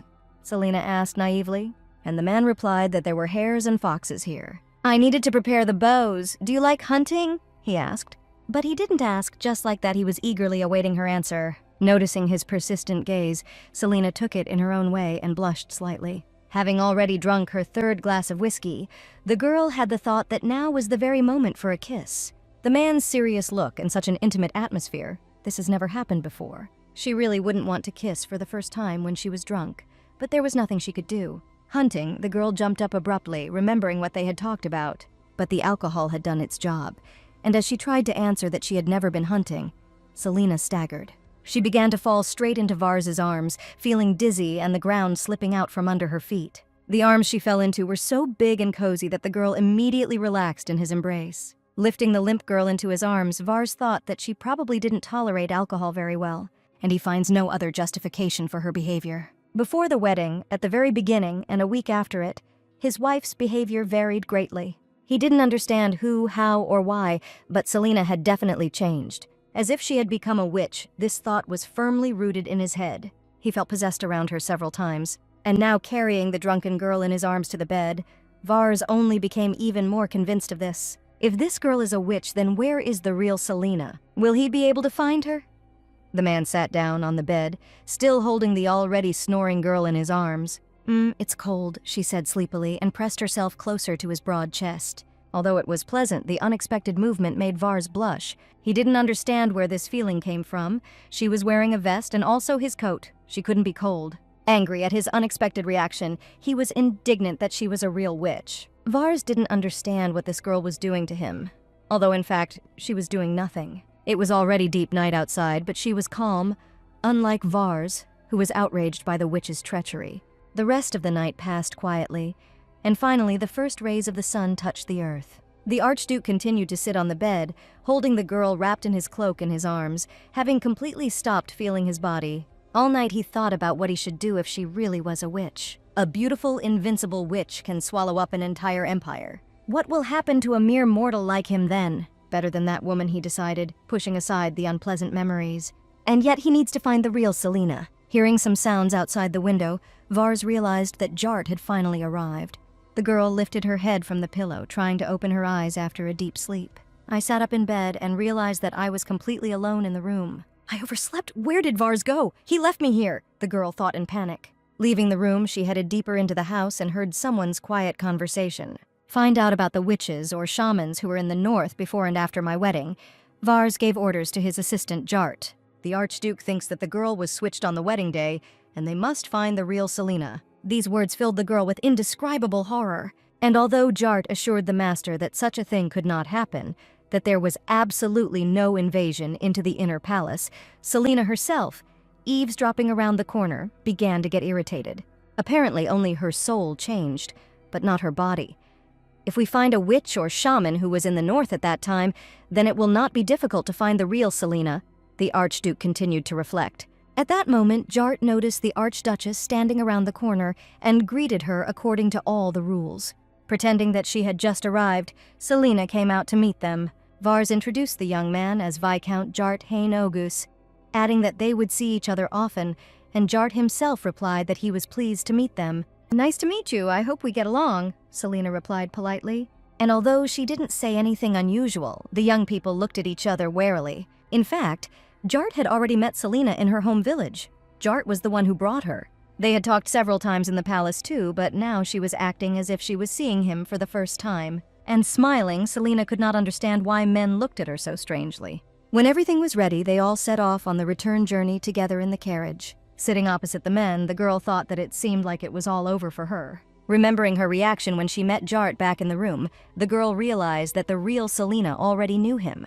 And now a strange atmosphere of mistrust and misunderstanding has settled between them. How serious are the charges she could face for pretending to be a duchess, and is the death penalty possible? Frankly speaking, there is nothing strange in taking a suddenly changed woman for a spy who is plotting some grandiose conspiracy. And she will be tortured cruelly to make her tell the truth. And maybe even cut off your head. He must have suspected her even back then when he brought in someone he called her ex-lover. And now all that remains for him is to carry out the punishment for the misdeeds committed. Is it really so difficult to just lead a quiet family life and share different moments of everyday life? The girl cried mentally. No. Even if you find yourself in a tiger's den, you can come out alive and unharmed, she decided. So we need to think about how she should behave. But for now, we should be prepared for the fact that she can handle everything. And although they rode in complete silence, Vars observed the behavior of the girl sitting opposite. He thought that all witches were brave. But it seemed that this was not so. Selena was either inspired or literally drowning in despair. In any case, she's funny, Vars smiled at his thoughts. The carriage rolled slowly along the forest road, accompanied by a black raven. With its red eyes flashing, the bird soared upward and set off on a long journey. Having reached the village, she dived into one of the attic windows. There, a young, long-haired man was already waiting for him, landing on his outstretched hand. The raven croaked something, and the young man thanked him for the information. But this man was not alone in the room, and another person asked how he was doing. So, the long-haired man answered, still holding the raven in his hand. The bandaged figure, hidden by a deep cloak, replied that he hoped that she would play her part well. The long-haired man was surprised. Was there really nothing he could do now? And the bandaged man got angry, shouting that he understood everything. Rohan, a heavy hand fell on his shoulder, calming the raging man. "This may be upsetting, but be patient. Vincent and I will take care of it." The third man entered the room. "And the weather is still cold," he added, throwing a blanket over the bandaged man's shoulders. Turning away from them, the long-haired man released his assistant into freedom. Vars thought that he should first pretend that he didn't know anything. It will be worse if she understands everything and runs away. There is no information about this new soul, so if she just slips away and returns to her old body, it will be impossible to find her. It seems that I will have to abandon the idea of spurring her to escape and then locking her in the dungeon. Vars doesn't understand what her purpose is, but until he finds a way to hold on to the soul, he must forget about escaping. The only way to get what he wants is through polite cooperation. Whatever she was planning now, the real Selena was also a wonderful woman. But there was one big but that could ruin his life. Before Vars's eyes, moments emerged when the girl looked at him with wide-open eyes without a hint of fear, how she smiled next to him. What if it is not this soul that is watching him, but she? "We need to think of something," the Archduke decided confidently. What are the options? The young people sat opposite each other, each thinking about their own problem. Suddenly it dawned on Selena that there seemed to be one option for her. Maybe convince Vars that his wife hasn't changed at all and he doesn't need to look for the real Selena. And would everything be okay in that case? The girl sincerely hoped so. In both novels and dramas, there is always a magical way that everyone uses. And this method is called memory loss. The girl was very inspired by the idea that came to her. She had to act like a real actress. Then he would believe her. Selena doesn't know when he started to suspect something, but she needs to be careful and say that she doesn't remember anything from their first night.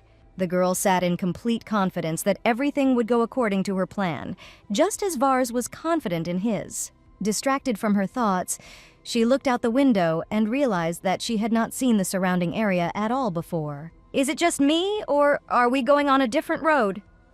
she asked Vars, to which he replied that the horses were different, and the carriage needed a different road, but it wouldn't be much longer. Without hiding his suspicion, the young man looked at the girl, waiting for what she would say next. "You're not hungry," she said with hope in her eyes. Vars remained silent, either not knowing what to answer or not wanting to answer her question. Trying to somehow justify herself, the girl added that they hadn't even had breakfast, so she wondered if they were hungry. "The city is even further away, so we'll have to wait," Vars said, holding out his hands to Jart. The knight at this time handed the basket to the master, and Vars handed this basket to Selene, saying that she could eat it. Taking the basket of food, the girl smiled timidly, noticing that she was worried not about herself, but about him. The man did not expect this from the girl whom he considered a witch, and therefore was very surprised. Embarrassed, he replied that he was fine and that she shouldn't worry. After some time, the carriage passed through a fairly large town. Looking out the window, Selena admired the flickering views. She literally radiated happiness. She noticed that this was not like the square they had walked through. It was as if fairies lived here. From the girl's reaction, Vars thought that it was probably the first time she saw a city where people lived. Maybe she's a witch who lived alone somewhere in the mountains. Anything is possible. Although the girl tried to pay attention to everything around her, carefully not looking at Vars, she felt his gaze. Why is he staring at her like she's a fake? Which makes her feel very awkward. "My bottom already hurts from such a long carriage ride, but horses' bottoms don't hurt from running for such a long time," she blurted out without thinking, in order to diffuse the situation. Immediately after she said these words, the girl mentally got angry at herself. What was she even talking about? Why make the already awkward atmosphere even worse? At that moment, the carriage suddenly braked and stopped. "We have arrived where you said we would," Jart said to the gentleman. Selena was the happiest of all about this stop and waited for the doors to open. Vars immediately got out of the carriage without looking at the girl. Where is he going? Is he really going to get out here and go about his business and send her alone to the palace? The girl became worried, but at that very moment the man extended his hand to her. "Come out," he said, intending to help the lady down to the ground. Selena looked in surprise at the large male palm that was waiting only for her. The young man blushed slightly as he offered her his hand and waited patiently for her to give him hers. The girl didn't think long and put hers into his large palm, accepting his help. Taking a couple of steps, she carefully descended to the ground, leaning on her husband. Vars noted that if they went any further, she would get too hungry, so they would stop at a restaurant here. And turning around, he headed to the side, lowering his hand, which surprised the girl. But she was not going to give up, and full of determination, she did what she wanted. She reached out her hand, intending to grasp his palm. But since her hand was small compared to his large palm, she grabbed only 2 of his fingers. Vars, of course, felt a touch on his hand and was very surprised. And the girl pretended that nothing supernatural had happened. She held his hand, thinking that this was like a date, and they looked like real lovers. The restaurant they came to was very richly decorated, and there were portraits of high-ranking persons hanging on the walls. The table was laden with all kinds of food and drinks, served on rich plates. The soup, the bread, and the main dish were all delicious. The girl devoured the food with pleasure. But the look of the man sitting opposite her was too heavy. They were together all night, and he bought such delicious food, the girl thought sadly. Her mood began to deteriorate a little, since not everything was going according to her plan. She thought that this way they became at least a little closer. And she hates that she has to deceive him, but she has to try to survive. She needs to take care of her future self, and she needs to do it right now. Deciding to act like she was Selena who had lost her memory, that was her plan. The girl said she had a question. "Who are we to each other?" she asked Vars directly, which surprised him greatly. The question was so strange that the man did not understand why she asked it. The girl cleared her throat, ready to play out the scene she had prepared for him. With a naive look, she said that he came to her bedroom at night and gave her gifts. And above all, she thought about the location of the bedroom, because she felt that they were a married couple. "Is this so?" she finally asked. Still not understanding what she was getting at, Vars took the cup with trembling hands and tried to drink tea from it. And Selena continued to play it off. Adopting a completely innocent look, she added that she did not understand what kind of relationship they had. Vars failed to maintain a calm expression against his will. Tea poured out of his mouth. And while the man was spitting, the girl continued to look at him with an innocent gaze. "I think you need to explain this in more detail," Vars added, starting to get irritated. "I'm sorry if I surprised you," the girl said, frightened. "Anyway, I seem to have lost my memory," she added confidently, looking straight into his eyes. And although such words surprised the archduke, he tried not to give himself away in any way. If her witch nature was revealed, she would not be able to achieve her goal. He thought that she would start making excuses. But in any case, he was going to play along with her in this little performance. And he said what she wanted to hear first of all. They are a married couple. "From what moment do you remember yourself?" he asked, slightly surprising the girl. Starting to get nervous, the girl clenched her hands into fists and tried to answer his question as realistically as possible. She doesn't know the exact date, but it was night, and he closed the curtains and told her to go to bed. An awkward pause hung over them, but the man continued to drink tea, while the girl waited for further developments. She then added that the next day he went out for a short time and immediately returned and poured blood on the bed. "It turns out that you don't remember anything up until this moment, am I right?" asked Archduke Belellus. And he added that on the day she was describing, they had a wedding, which made her exclaim in surprise, covering her mouth with her hand. And the man asked her what she was probably wondering, why nothing happened between them. And he immediately replied that their marriage was one of convenience, waiting with interest to see how she would play out such a story. This came as a surprise to Selena. She hadn't thought of this. To make things more difficult for her, Vars added that they had decided to begin their marriage 10 days after the ceremony, and of course she didn't remember, but tomorrow was the 10th day. "This is a failure," the girl said, feeling like everything inside her had collapsed. "What do you call it? She dug her own hole," she decided as they drove on after the restaurant. Selena is really going crazy. She knows what the Archduke monster is saying, but it's a blatant lie. If all this was true, what should she do then? She didn't understand anything at all. Selena thought she had barely survived the most difficult moment. And then another twist. Vars Belellus continued to watch the girl's mental suffering. Why doesn't she have a clue about this? If she is in the body of a married woman, she really is careless about everything. Was this really such a shock for her? He thought warily, seeing her state. Is it really possible to show this so openly? The man began to get angry. How can she talk about marital duties but not even understand what it is? Like an innocent flower, she asked what had happened between them. What an impudent and cunning witch. The young man decided to lick every inch of her body so that she could feel everything on her skin. The next evening, everything went according to plan. Selena was getting ready for dinner. She had a great plan for winning the man. "Let's get drunk and stretch our legs." That was her plan. Yes, this is the worst option, but she can't think of anything else, so she has no choice. This is just a way to drag out time until she comes up with something better. But where can she get alcohol here? She doesn't know where the kitchen or liquor store is.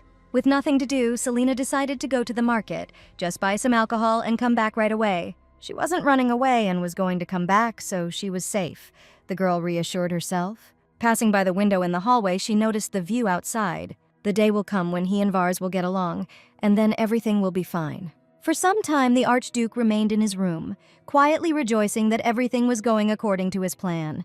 Finally, he got what he wanted so much. The man held a red box in his hands. He barely managed to get it on the black market, a magical talisman that connects soul and body. This is an item that was originally used for medicinal purposes. It contains a soul and can heal wounds on the body. But because of the side effects, now only psychopaths have them. This little box contains something that had deadly side effects. It means that perhaps she will die faster than he, the owner of the talisman. But Vars will make sure she doesn't die first, so everything will be fine. He resolutely headed towards the girl's room, surprised that not a sound came from there. Maybe she was sleeping and didn't notice that he had arrived, the man decided when no one answered his knock.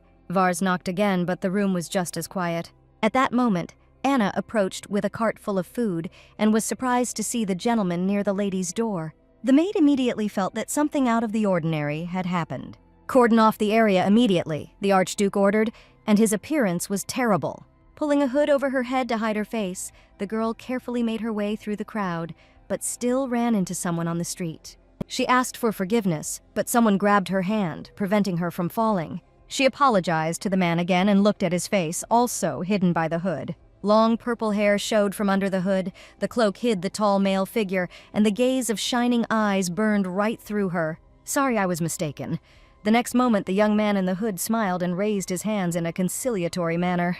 He turned and walked away, leaving Selena in confusion. Looking after him, the girl thought that this man was somehow strange. The Archduke's personal guard searched the streets of the village in an orderly formation. Seeing them, people tried to hide and close all the windows and doors of their houses. Along with them was also Archduke Belellus himself. "Search everywhere," he ordered in a thunderous voice. "They will search until dawn, and in the morning, if necessary, they will start the process again." Selena ran away because she didn't want to be with him so much. If you don't like it, then you could have just waited or said something. I waited 10 days. I couldn't wait any longer. He decided that if he caught her, they would never let her go. Suddenly, in the distance, he saw a girl walking peacefully, who was not even hiding or trying to run away. And although he wasn't sure if it was her, at that moment, a strand of light hair appeared from under the hood. It was she. It dawned on Vars and his heart sank. He ran as fast as he could to catch up with the fugitive, asking for only one thing, that it would be she, the one he is looking for. Reaching her, he grabbed the girl by the hand and looked into her eyes. Vars hoped that the soul was still in this body. Selena was slightly startled by the surprise, and the hood flew off her head. By inertia, she pulled her hand back, asking Vars, who had grabbed it, what had happened. I also noticed that his complexion doesn't seem healthy. The girl was really bothered by his appearance, and she reached out her hand to check on him. Seeing the palm reaching out to him, Vars unconsciously leaned towards her so that her palm rested on his cheek. When I catch her, I'll lock her in the room. That's what I planned, the man thought, completely oblivious to what was happening around him. Although Selena was worried about him, such tenderness in the middle of a crowded village made her feel embarrassed. We're going our separate ways. We're going our separate ways. Jart was one of the first to notice this awkward scene and hurried to get rid of prying eyes. He hoped that the Duchess would be able to hug the gentleman tightly and suppress his murderous nature. Everything turned out just like that, but there was something that was bothering him, namely, that she turned out to be not just a simple girl, but a cunning witch. What are you doing here? After a moment, Vars came to his senses and remembered what was going on here. Selena was scared, not knowing how to explain that she had left the palace, but she still decided that there was no point in telling a lie, and even though it was awkward, she had to tell him everything as it was. I thought I'd definitely need some alcohol tonight, so I went to buy some, she blurted out. Alcohol? Vars was shocked beyond measure by this turn of events. It was only because of alcohol that she had raked his guts out, and because of that alcohol he hadn't slept all night that time. A little disappointed, Vars noticed that she didn't seem to have had enough alcohol from the night before. This was news to the girl. Was she drunk? But the man added that it was not that bad and she should not worry. The girl sincerely asked for forgiveness for her behavior, but the Archduke noted that this was not worth doing. Selena used to drink often, and she didn't have drinking habits. It seems her new body doesn't know how to drink at all, and now she is very ashamed. To make matters worse, she had used the alcohol to try to postpone their night together. But now her plan had failed. Vars looked closely at the embarrassed girl, deciding that now was the moment to do what he wanted to do. Kneeling before her, he surprised Selena greatly with his actions. "Give me your leg." He patted his knee so she could place her foot on it. The girl was outraged that he needed her leg. Is he really telling me to put my foot on his knee like this, in the middle of the street? Confused and not understanding what was happening, Selena was in no hurry to fulfill his request. But the man still stood in front of her on one knee, patting the other, and she had no choice, so she decided to do it by simply closing her eyes. Taking off her shoe, she carefully lifted her leg, intending to place it on the man's lap. But before she could do this, Vars grabbed her thin ankle with his powerful hand. For the next few seconds, he did something to her leg, making the girl more and more confused. And soon he took his hands away, and on her leg sparkled a bracelet with a small butterfly pendant. Now Vars can breathe a sigh of relief because if she runs away, he will always find her. Even if she cries and begs, he will never let her go. Vars noticed that her foot was much smaller than his palm, and the girl noticed that it was an ankle bracelet. Was that really a gift? And thanked him, saying that she would wear it with pleasure. Selena was beaming with happiness because the bracelet was so beautiful, and the sound it made when it moved was cute. Shoes last time, ankle bracelet, does he have a foot fetish? Selena was taken aback. The Archduke finally rose from his knee and looked at the girl. Let's go home, the man said conciliatorily, and Selena happily agreed, smiling dazzlingly. But she was still haunted by the fact that she behaved badly when she was drunk. Vars noticed that he had never seen such drunken habits before, and he remembered with warmth how she pressed herself against him. So from now on, she should never drink alcohol when he is not around. And when you're nearby, is it possible, the girl asked slyly, looking at him from the side, which left Vars stunned for a while. But then he just grinned, realizing that she was joking. And he replied that if he was nearby, then of course it was possible and everything would be fine. Then let's have a drink today. The girl rejoiced and became inspired. The Archduke looked at Selena silently, unable to object to her. Long story short, nothing happened yesterday. Selena sat sadly in her room the next day. Yesterday, as soon as they returned home, Vars immediately threw her into the bedroom, and Anna watched the door all night to make sure she didn't go anywhere. And then this morning came, making her worry even more. It's funny that she says that after she's done everything she can to avoid spending the night with him, but why isn't he touching her? She was outraged that he dared to just leave her like that. Looking in the mirror, the girl felt that she had absolutely no charm, but her face was so beautiful. A little sickly, as if lacking life, such a face is not suitable for a strong leader. More for an active and sweet person, for a charming, easygoing girl. Selena nervously drummed her finger on the table, lost in her thoughts. Maybe she should try something completely new. Who knows? Maybe if he finds her really nice, there will be changes in their relationship, and they would finally be able to kiss. The girl was very determined to achieve this. The window on the second floor of the palace swung open, letting fresh air into the room. Vars went out onto the balcony and took a deep breath. He was finally finished with all the documents. This Jart was stuck here until lunch, demanding that he check the report, then conduct the morning training, and even said that he needed to work even more in the evening. Somehow he had become bolder lately. The archduke was angry. But most of all, the man was interested in what Selena was doing now. The girl's room was just above his office, and besides, it was approaching lunchtime. If he's lucky, he might hear her laugh. Not so bad, the man thought with a smile on his lips. After some time, Selena was indeed having dinner in her room, and Anna was interested in whether the lady was satisfied with the food. And then she added that she had brought a man who wanted to meet her, and this man was now standing right behind Anna. Taking a step to the side, the girl introduced herself as Maid Ogus, from the Ogus family, which had served the Archduke for many years. It was a great honor for her to meet the Duchess, the girl added with a smile. Anna went on to say that this lady had excellent manners and a strong will, and she had brought her here because she thought she would make a good maid. Metal herself added that at first she was appointed as the mistress's maid, but a few months ago she suddenly became seriously ill and almost died. Selena could barely keep up with the girl's train of thought, who was chattering non-stop that, fortunately, she had met a wonderful healer, was able to survive all of this, but did not have time to return to the palace in time. But she really wanted to meet the lady, so she asked if she could take the place of her personal maid right now. "I'm so glad I was able to meet you," Methel finally finished with great enthusiasm. And although in general Selena was not against the maid, there was still something that made her wary. The sweet girl she had been thinking about recently while looking at herself in the mirror looked suspiciously like Methel. Anna did not intervene in the conversation and only silently watched the girls. She noted that the lady's expression was not very kind, but it was good that she agreed without saying anything.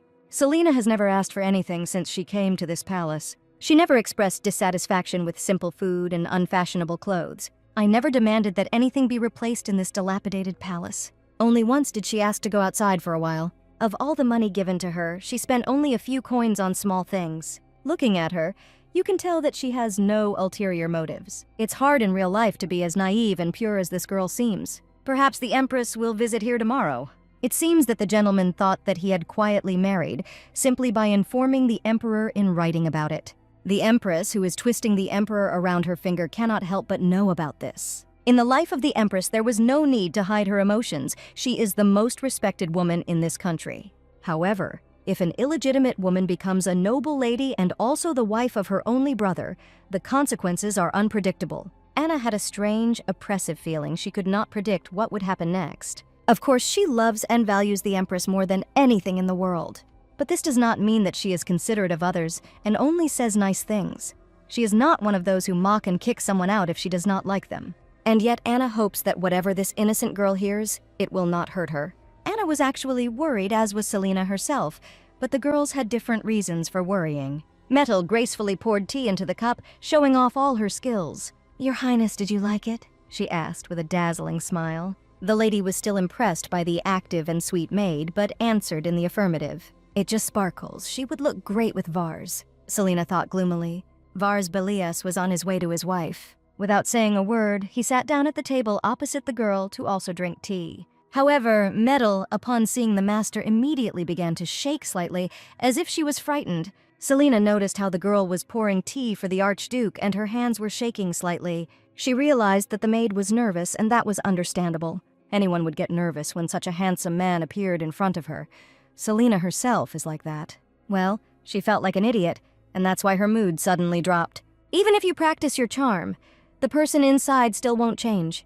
She helplessly squeezed the fabric of her skirt. The girl's depressed mood did not escape Vars's attention. He motioned to the maid to leave them.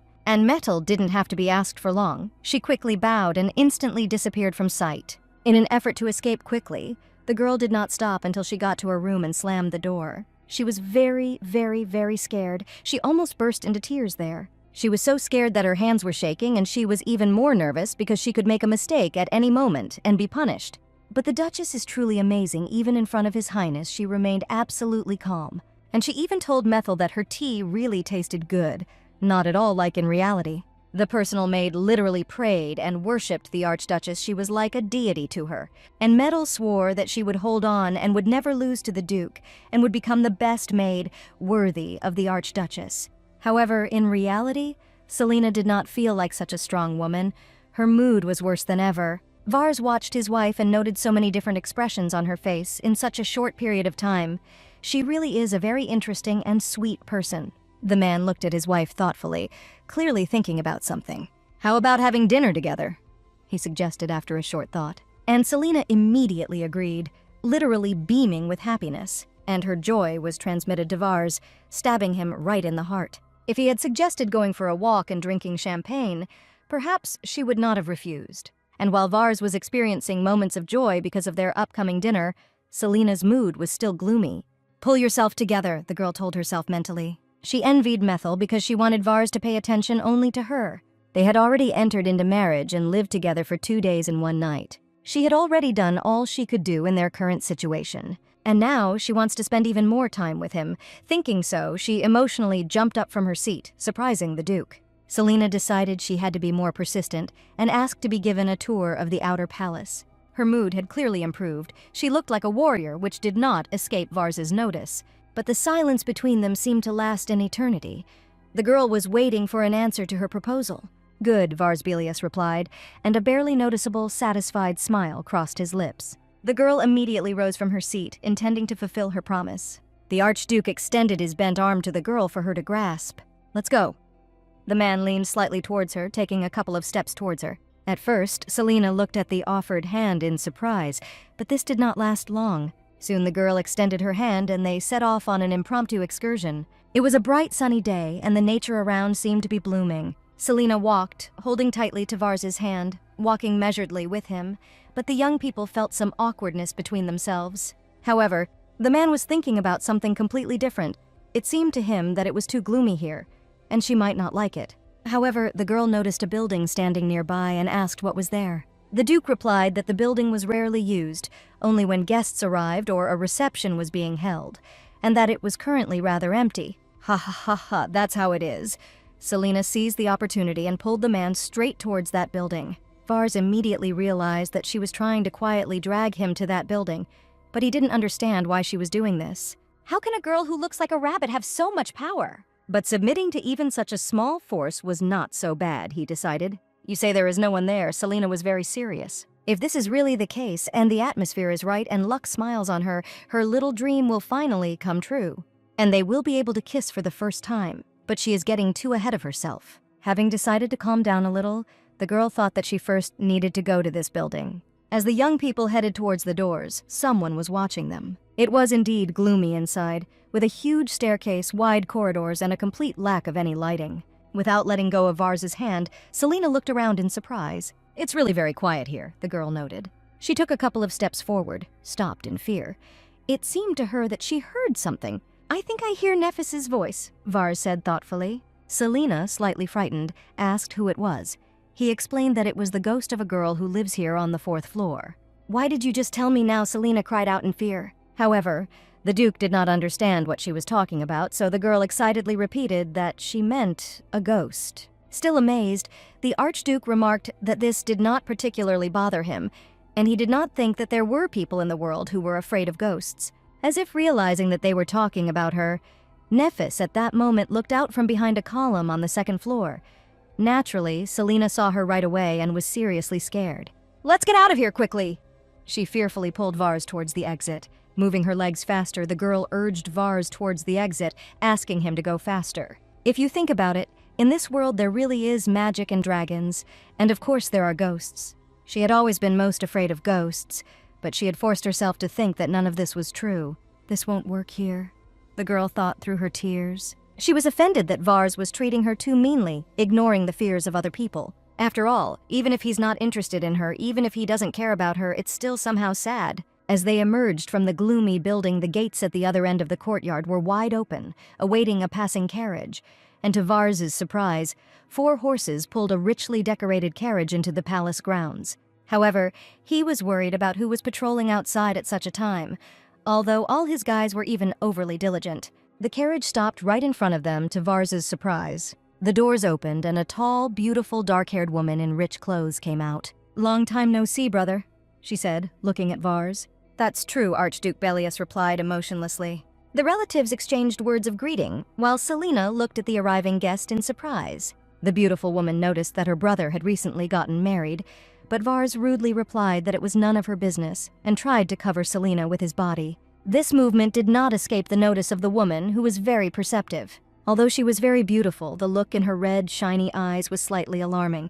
After some time, the woman stood by the burning fireplace, thinking about something. "Why are you here?" Vars burst into the room, to which she replied that she didn't need a reason to come to her father's house. But Varsa was not satisfied with this answer, because even if it was so, coming for absolutely no reason was too much.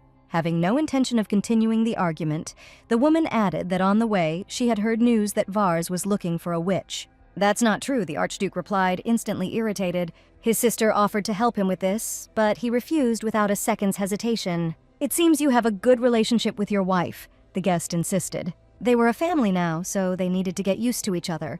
But Vars rudely replied that it was none of her business. But the woman was not going to end the conversation, and added that they needed to know each other's faces so as not to accidentally pull out the hair of someone they shouldn't. The Archduke warned her not to even think about any nonsense if she did not want the imperial palace to drown in a sea of fire. The brother and sister were both stubborn and impenetrable.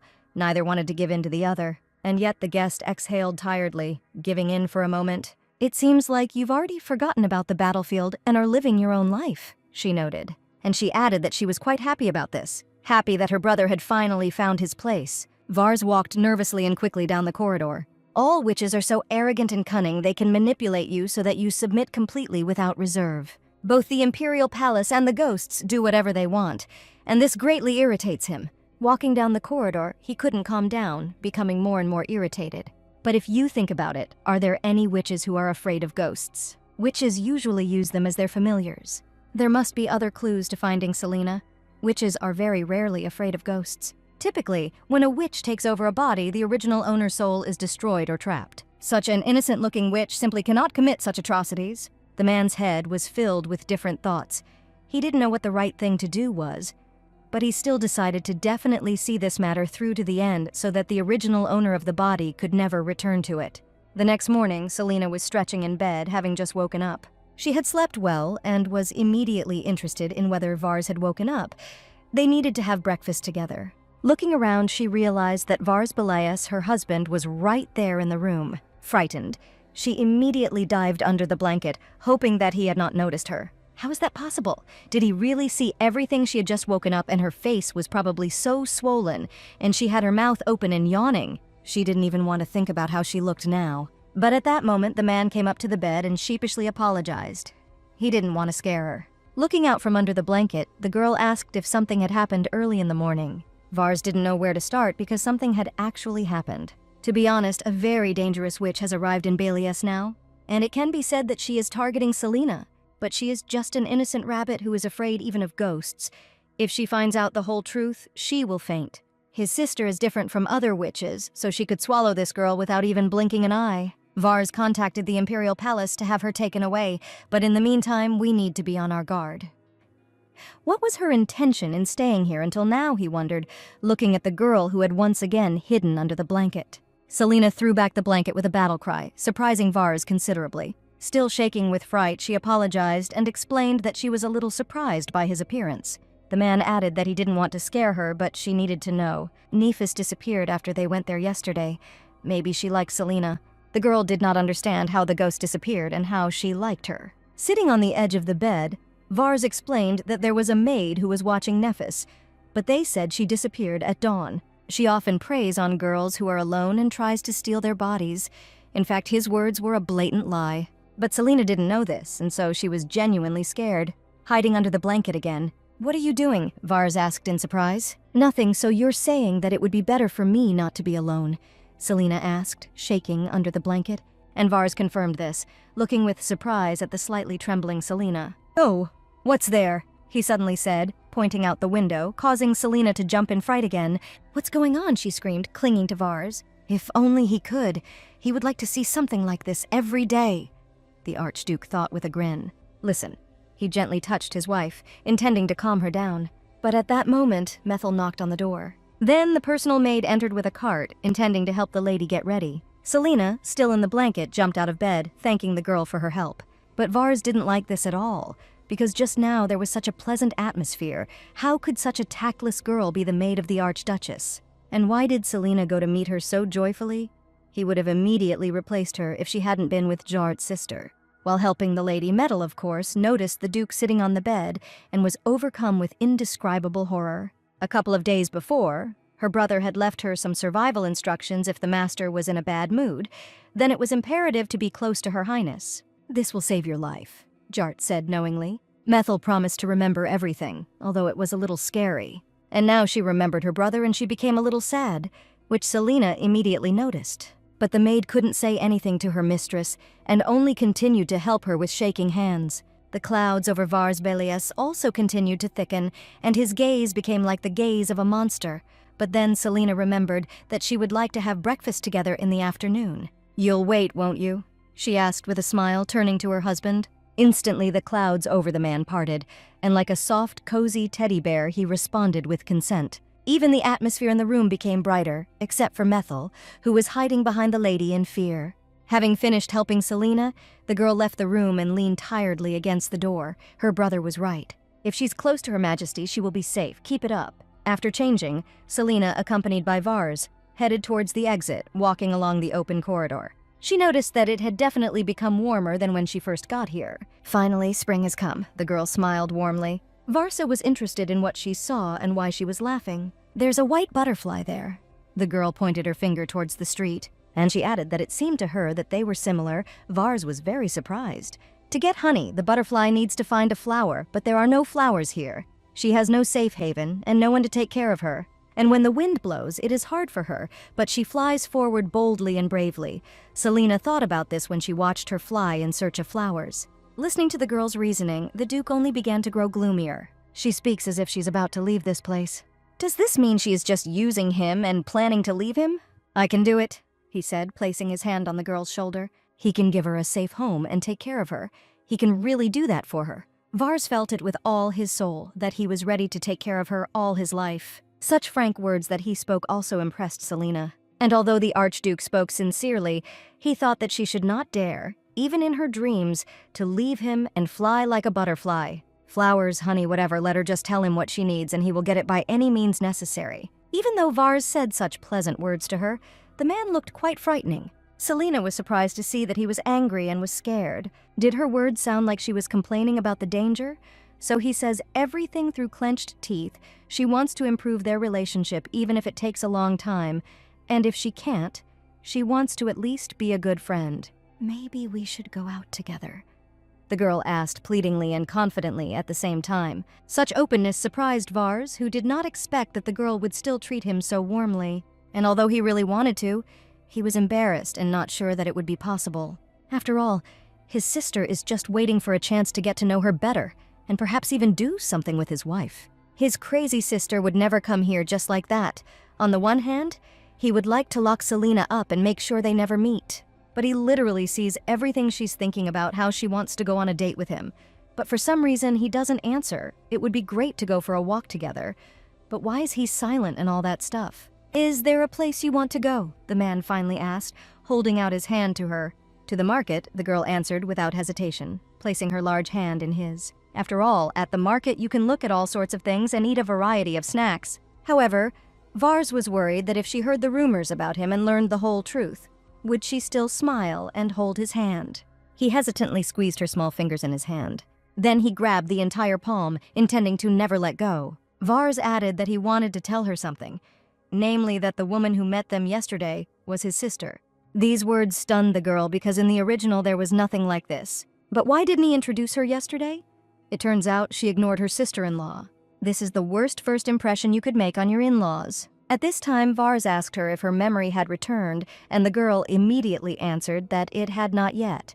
"Then there's no need to rush," the man finished, leading her away with him. Soon they opened the gates, intending to go to the market, but there was a not very pleasant surprise waiting for them. "You've finally come. Their sister Varsa was waiting for them." Selena thought this was her chance to change the first impression of herself and intended to introduce herself. However, Vars stood right in front of her, blocking the girl from his sister. For some time there was a battle of views between them.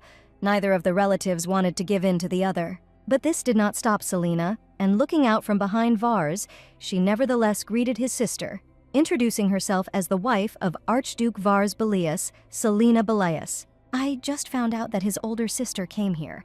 I'm very glad that we met," the girl chattered and expressed hope that they would get along in the future. Cynthia Belellus really liked the openness of this little girl, whom her brother married. Turning to her brother, she repeated that Selena wanted to get along with her, and it seemed that he was the one putting a spoke in the wheel. "I'm glad to meet Selena too," the woman said, and asked how about having dinner together tonight. "It's impossible," Vars said curtly. However, Selena grabbed his hand and apologized to his sister in a softer tone, as they already had something planned. "If everything is okay, then what about tomorrow?" she asked, still intending to get to know her husband's relatives better. Vars really didn't want this, but looking at the girl, he realized that he couldn't refuse her.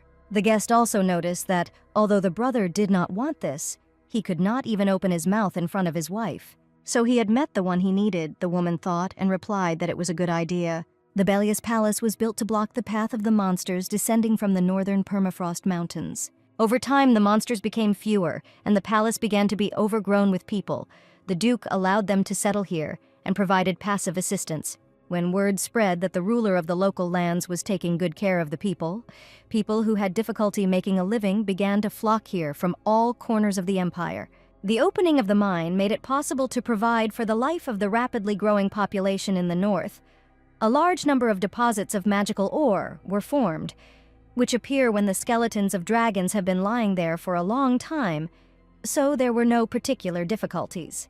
Thus, the mining and manufacturing industry was born, and over time, wealth was accumulated from other sources, such as monster skin, which is worth a lot of money. So 200 years later, a young girl made her debut. At the relatively late age of 27, Cynthia Belellus made her debut at the Imperial Palace. The beautiful girl was very popular among young people, a witch from the north who instantly took over the minds of the people in the Imperial Palace.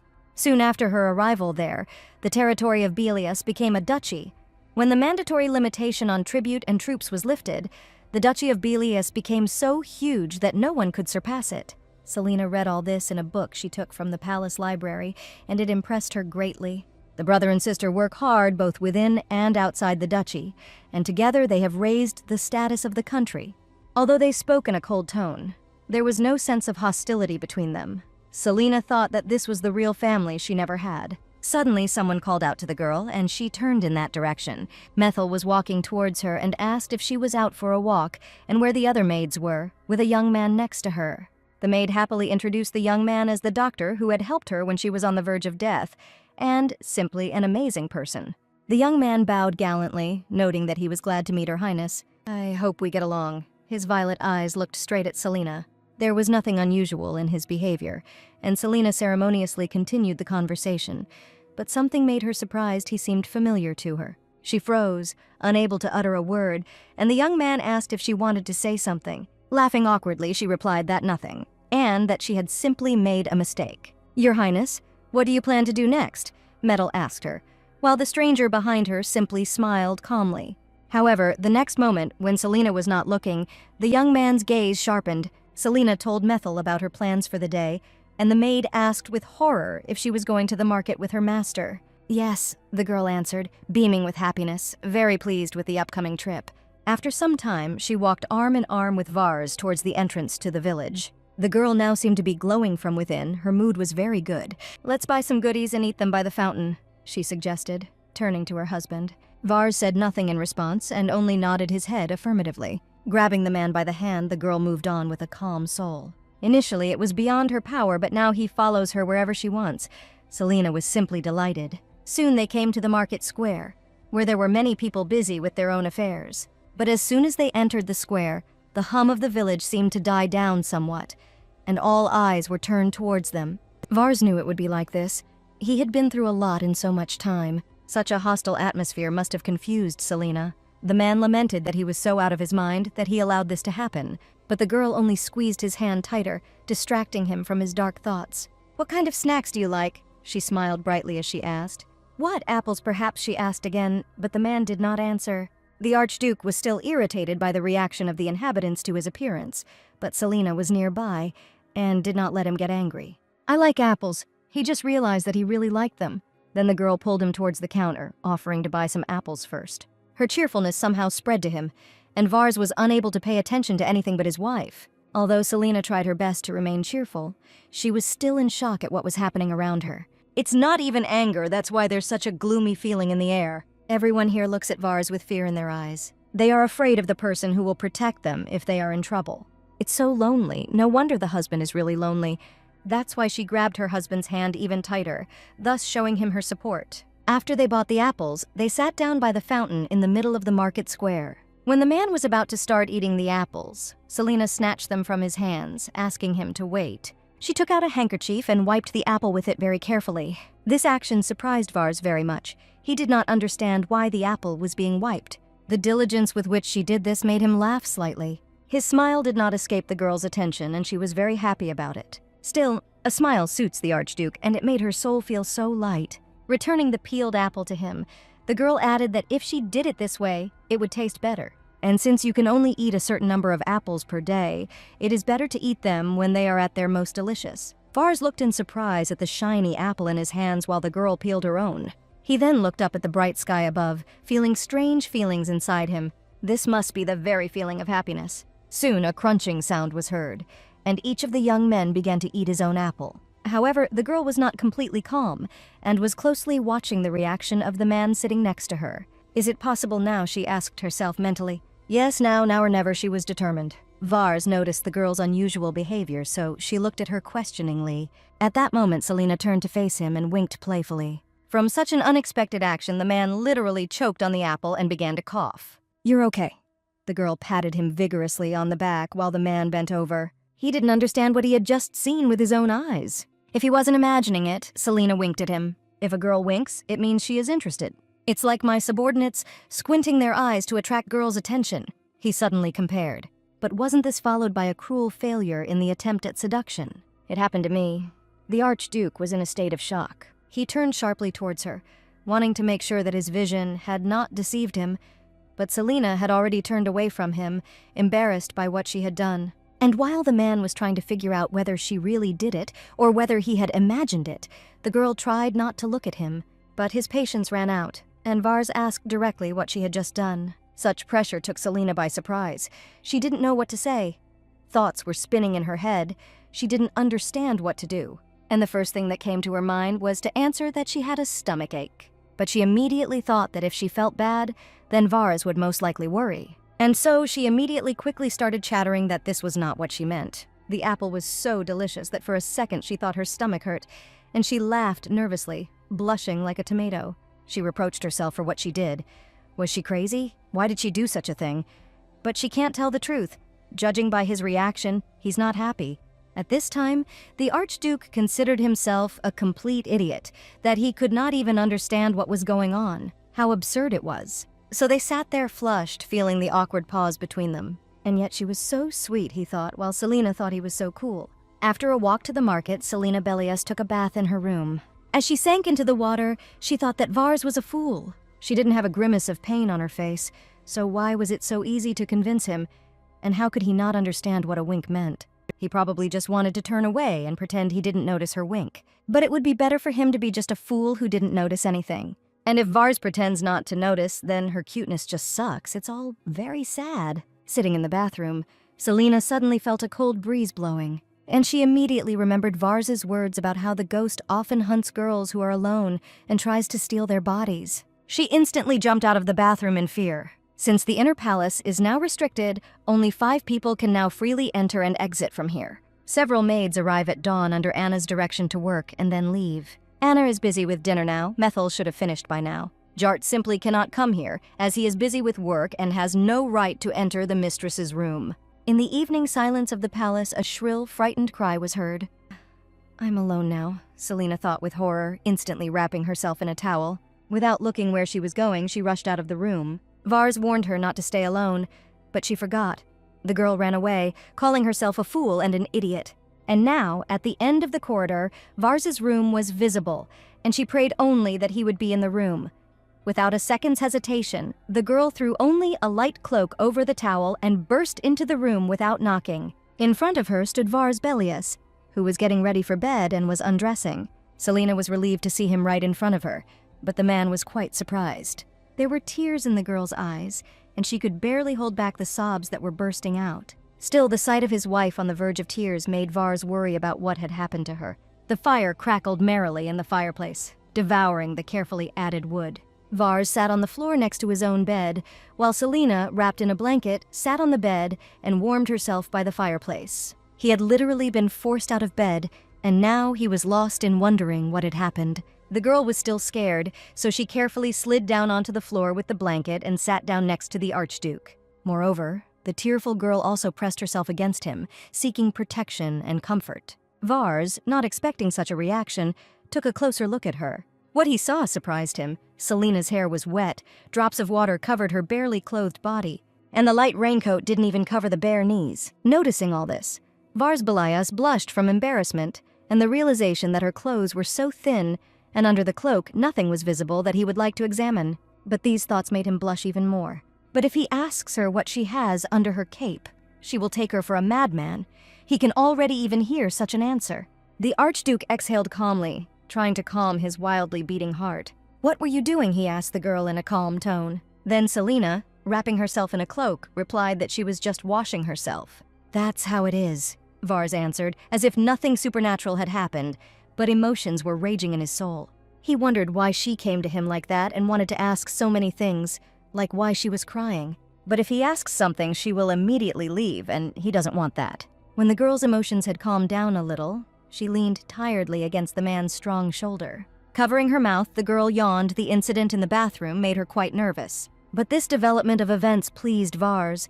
She cried so much that now she was completely exhausted. He gave her the bed so that she could sleep a little.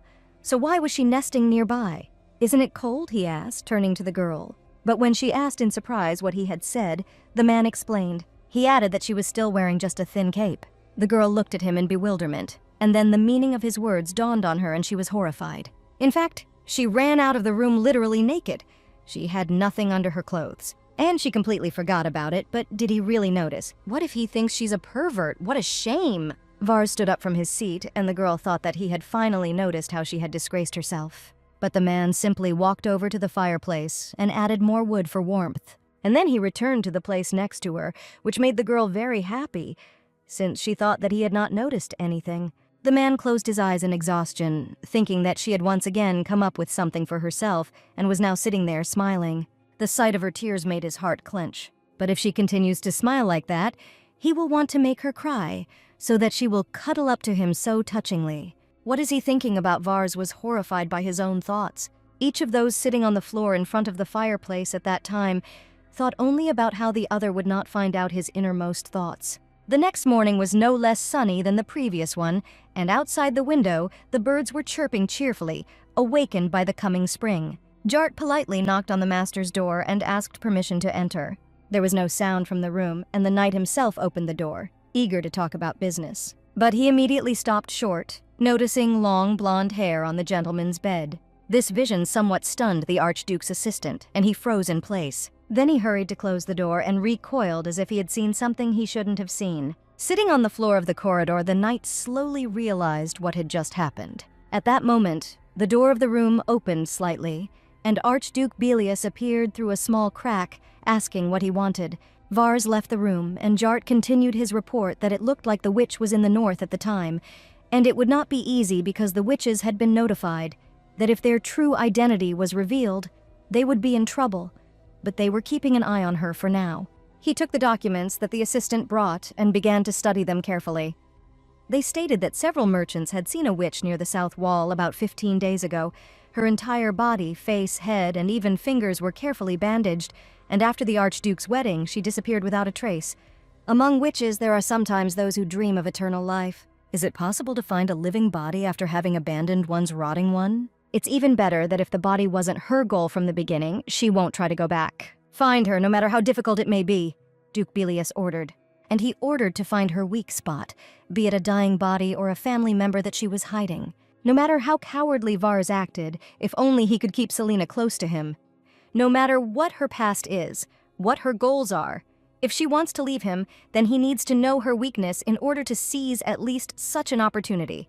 Jart, of course, accepted the order, although he did not understand the logic of his master's reasoning. To tell the truth, it seemed to him that Archduke Belellus was mad with his love. If everything is going to be okay, perhaps we should escort Her Highness to the inner palace and surround her with the best soldiers. If he and Anna could hold out until the night of the full moon, it would all work out. Lady Selena looks like a feather that would fly away if you blew on it, and Jart is not sure if he can guarantee her safety.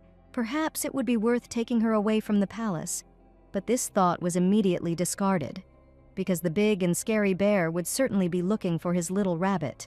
This is of course not an option, then the Duke will become completely furious. And what if Her Highness can pacify him? I would like her to be closer.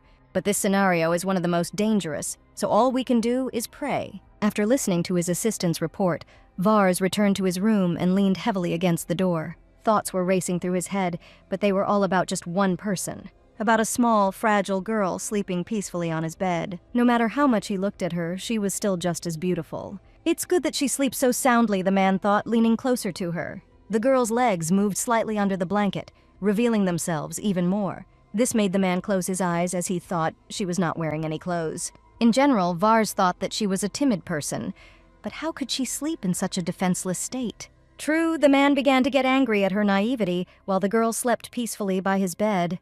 If she catches a cold because of the cold, she is so thin.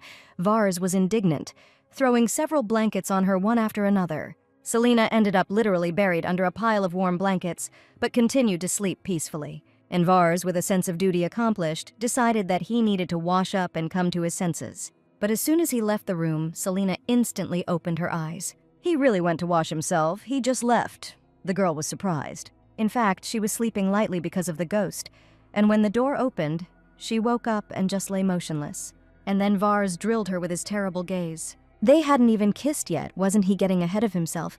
In fact, Selena could hardly say this to his face. And it's good that she didn't say it, otherwise she would have disgraced herself until the end of time. Turning over, the girl decided to simply continue pretending to be asleep. But shouldn't she be angry when someone hits on her, and not the other way around?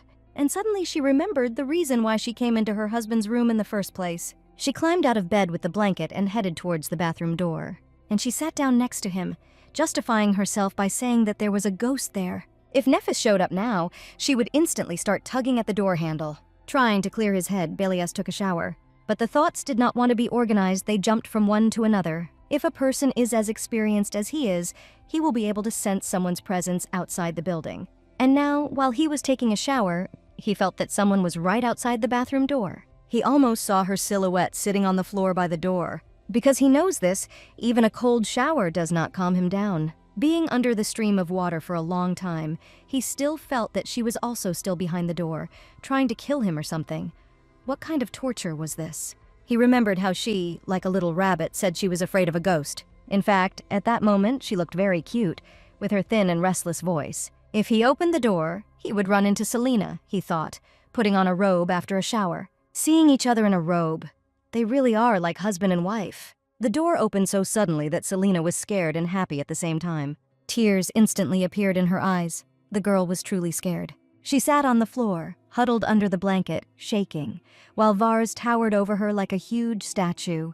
From his height, she looked like a small bean to him. Having changed and gotten ready, the girl sat in the living room drinking tea. She thought with horror that she could no longer live like this. If she is scared during the day, she can go outside. The outer walls are full of people. But at night, she is left alone with her fear and can only shake, hiding in her pillow. All this horror experienced at night made the mood fall lower and lower. Anna noticed that something was bothering the lady and asked her directly about it. Although Selena was ashamed to talk about it, she still said that she was very afraid of ghosts. She also heard about Nephis, who lives in the palace, and that if she is alone, Nephis will come to take possession of her body.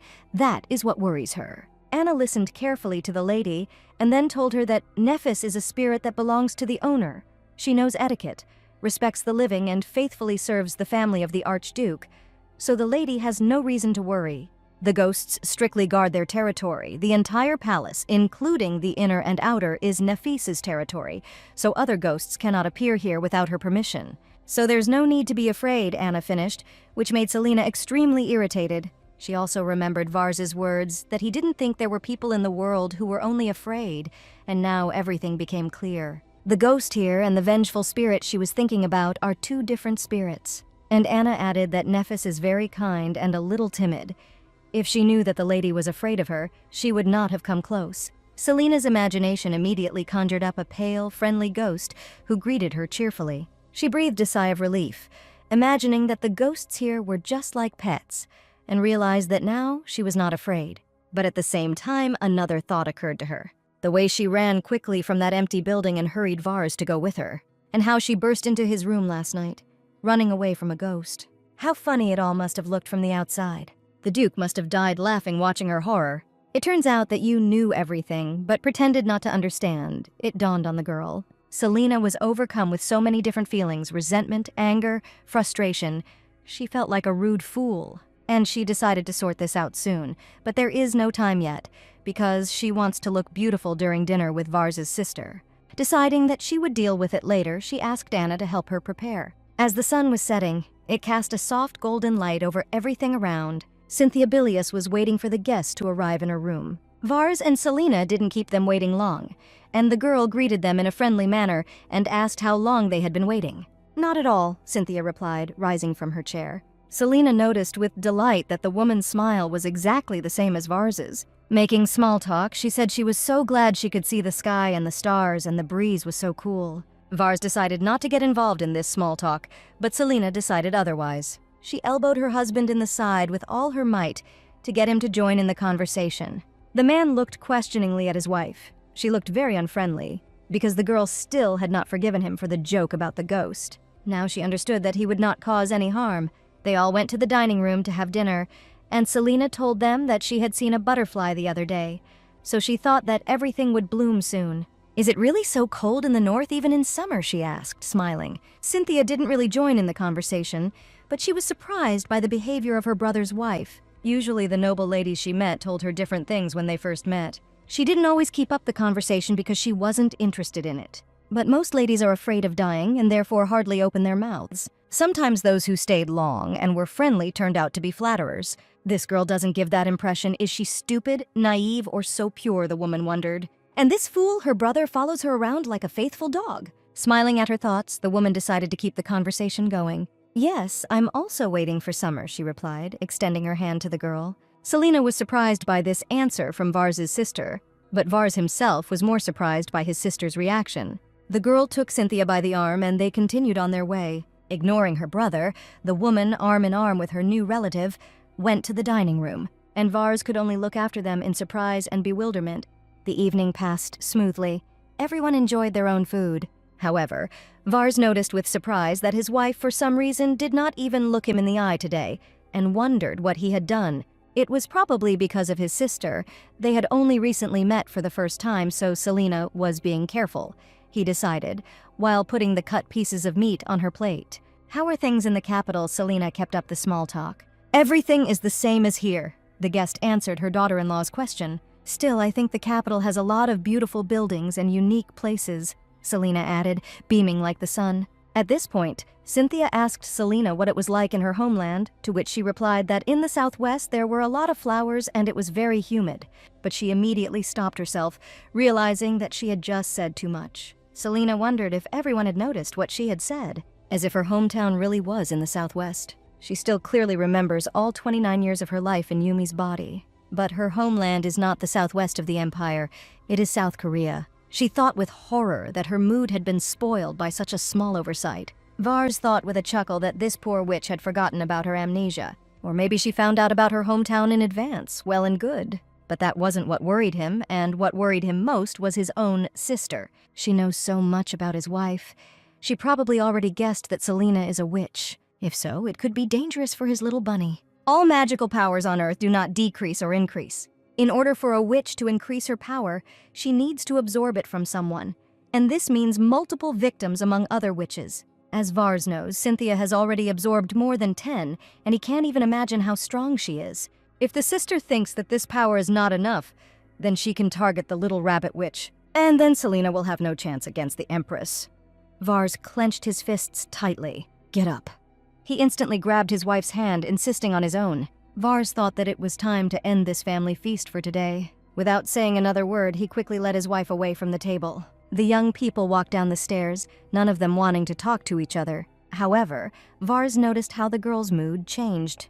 And to somehow diffuse the situation, he asked if Selena had grown up. You think I'm not grown up enough yet? The girl was taken aback. But when Vars answered negatively, she only snorted and turned away from him. In fact, the man couldn't think of a polite way to say that she looked like a grown woman. And so all he could do was watch the offended girl leave and sprinkle ashes on his head. Selena was really angry. Of course she was smaller compared to him, but that was because he was big and not because she was small. Moreover, today she was wearing revealing clothes and heels. During dinner, all Vars did was peel her shrimps and didn't eat them himself. She doesn't even know if she can forgive him. Does she really look like a child to him? After dinner, the Empress calmly finished her tea in her chambers. At that moment, Jart entered the room and bowed ceremoniously to the lady. He was interested in how things were going with the Empress. Cynthia noted that there was still some work to be done, and Jart added that nothing had changed, and asked if she would be with Her Highness during the full moon. This question surprised the girl.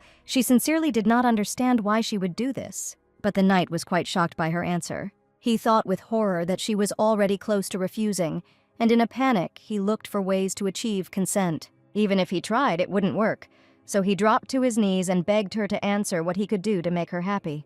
The Empress looked questioningly at the kneeling knight. Well, you have nothing to give me. I have everything I want, she replied. But there was something he could do, and Jart immediately braced himself. She was very interested in why Vars was looking for the witch. It was as if Jart had been struck by electricity. She knows everything. The knight was frightened, and he would have to choose his words carefully so as not to harm Her Highness in any way. So he replied that an evil spirit had recently been spotted at the castle, which looked suspicious. Its entire body was in bandages. During the investigation of its activity, they found out that at the foot of the snowy mountain a long time ago, many items had been sold, which were probably used by witches. The Empress listened emotionlessly as the knight explained that they had assumed that it was an evil spirit, a witch, and that was why they were now tracking her down. Looking at the woman's reaction, the knight understood that she knew all this, and even though he changed the story a little, there was no need to show that he knew more. Your words cannot be trusted. She slammed the cup down on the saucer. Vars received a soul circle, the girl asked the knight, and understood everything from his reaction. She asked directly if it could be that Vars was raising a witch, and that's why he wanted to catch other witches to feed to her. Although this was not the case, the knight was surprised by the Empress's train of thought. He made a mistake as soon as he entered this room. Was it a coincidence that Her Majesty arrived in the north at a time when the gentleman was in a difficult situation? She noted everything, from his breathing and pupil movement to any movement of his facial muscles. She was not interested in the answer to the question. She wanted to know if he knew everything. Your Highness, we have big problems. The knight mentally addressed his master, trembling with horror. At this time, Archduke Vars Belellus was resting in his room, thinking about the current situation. Thoughts came into his head one after another, changing his mood from good to bad. But one thought still made him smile. Selena, although she was upset, will probably come to him today too because she is very afraid. However, at that moment, he heard a knock on the window behind which Jart was located. The knight reported that it was not possible to hide anything from Her Majesty, and she already knows that they have received the soul circle and are looking for the witch. The knight added in a panic that it was only a matter of time before she realized that the lady was a witch, to which Vars only emotionlessly agreed. Then, Jart asked with all possible seriousness for permission to go to the palace and kidnap the crown prince. They say he will not survive if Her Majesty dies. Having ordered his assistant to calm down, the Archduke said that although his sister had come here unexpectedly, he was prepared for this. The crown prince was invited under a suitable pretext, so he will be here in 10 days. By a suitable pretext, Vars meant the Empress, who had come to the Belellus estate because she was interested in her brother's wife, but was now suffering from severe pain throughout her body and was literally on the verge of death due to the frost that had been raging in the north for a long time.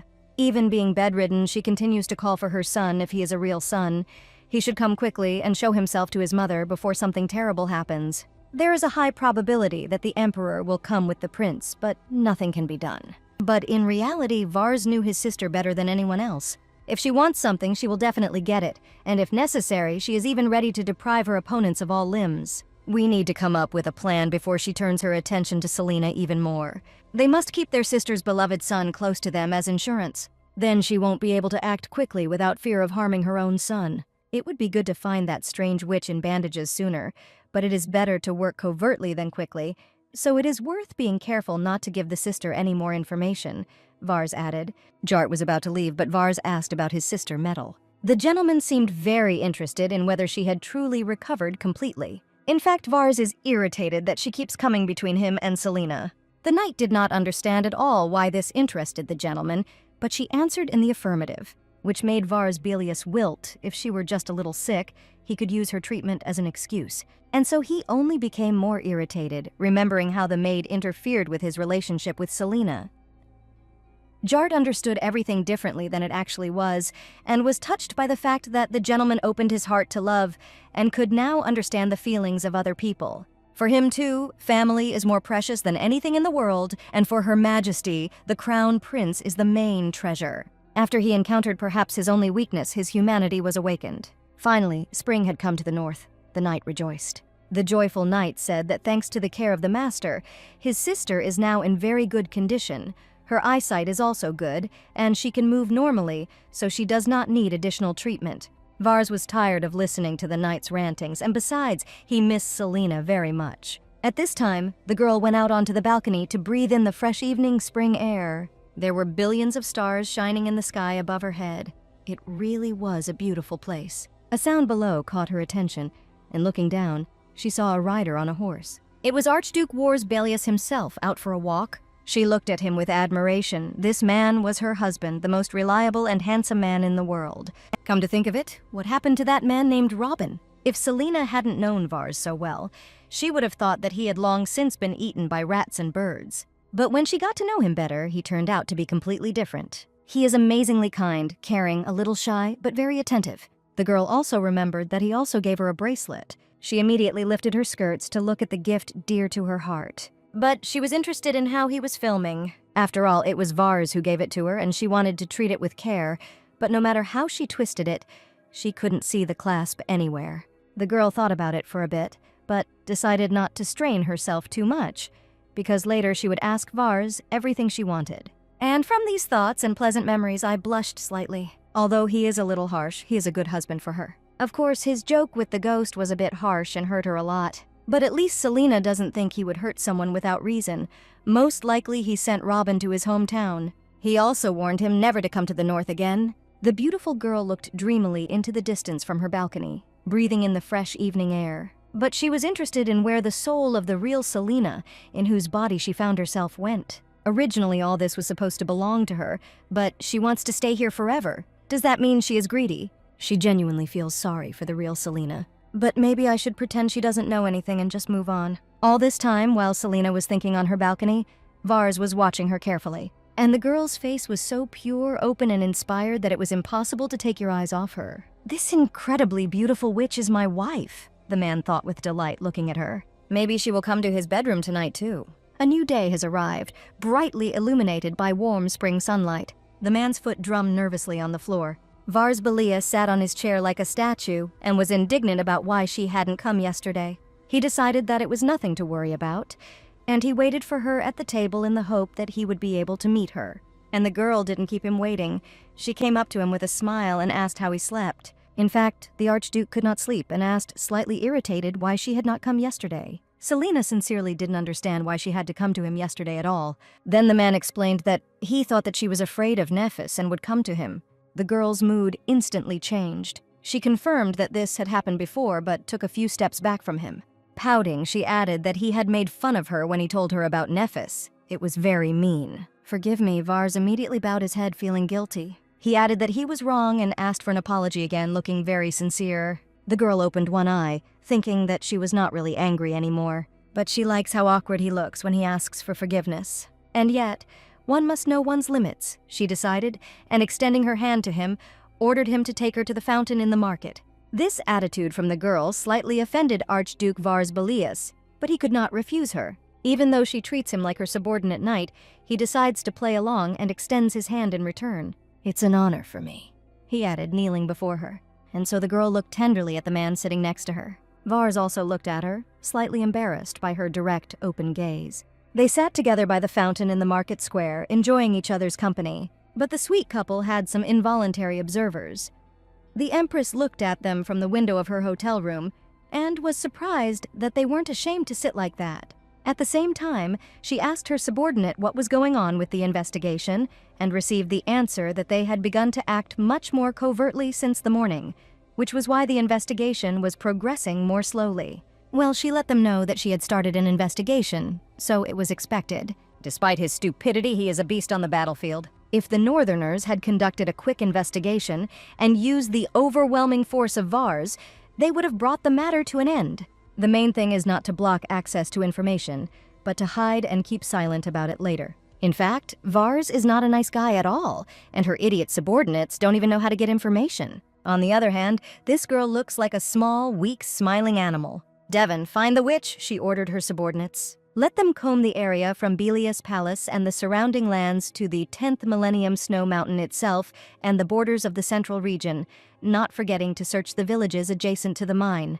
It seems he tried to hide it from everyone, but no one can compare to the royal bloodhounds. Based on what they're doing, the chances that a witch is hidden somewhere around here are over 80%. How dare he cultivate a witch behind her back? A malicious smile touched the Empress's lips, but she decided to think that this was a gift for her beloved sister and enjoy what was happening. Her little brother was very charming. At this time, Selena had already sat near the fountain and suggested to her husband to go back. The girl was in the most wonderful mood, and so was Vars when he looked at her with love.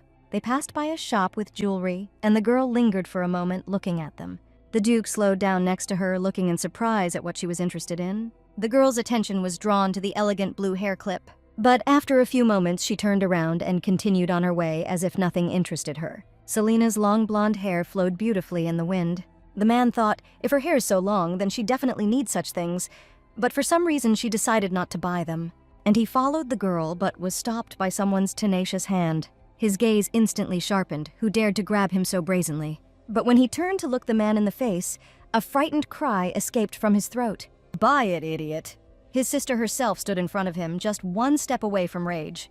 The true woman, Cynthia, was indignant at her own brother's stupidity. But Vars did not argue, especially since he himself had noticed this hairpin, and, turning to the seller, asked for one piece. A few moments later, he was already successfully catching up with Selena, who had gone ahead, holding a small linen bag.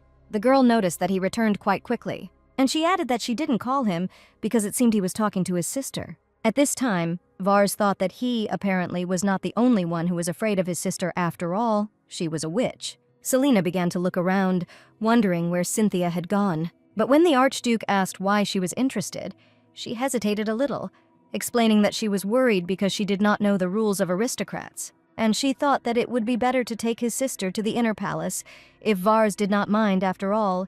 She is a member of his family who came from far away to see him. They are both confused because they cannot convict each other, but first they need to take care of their family.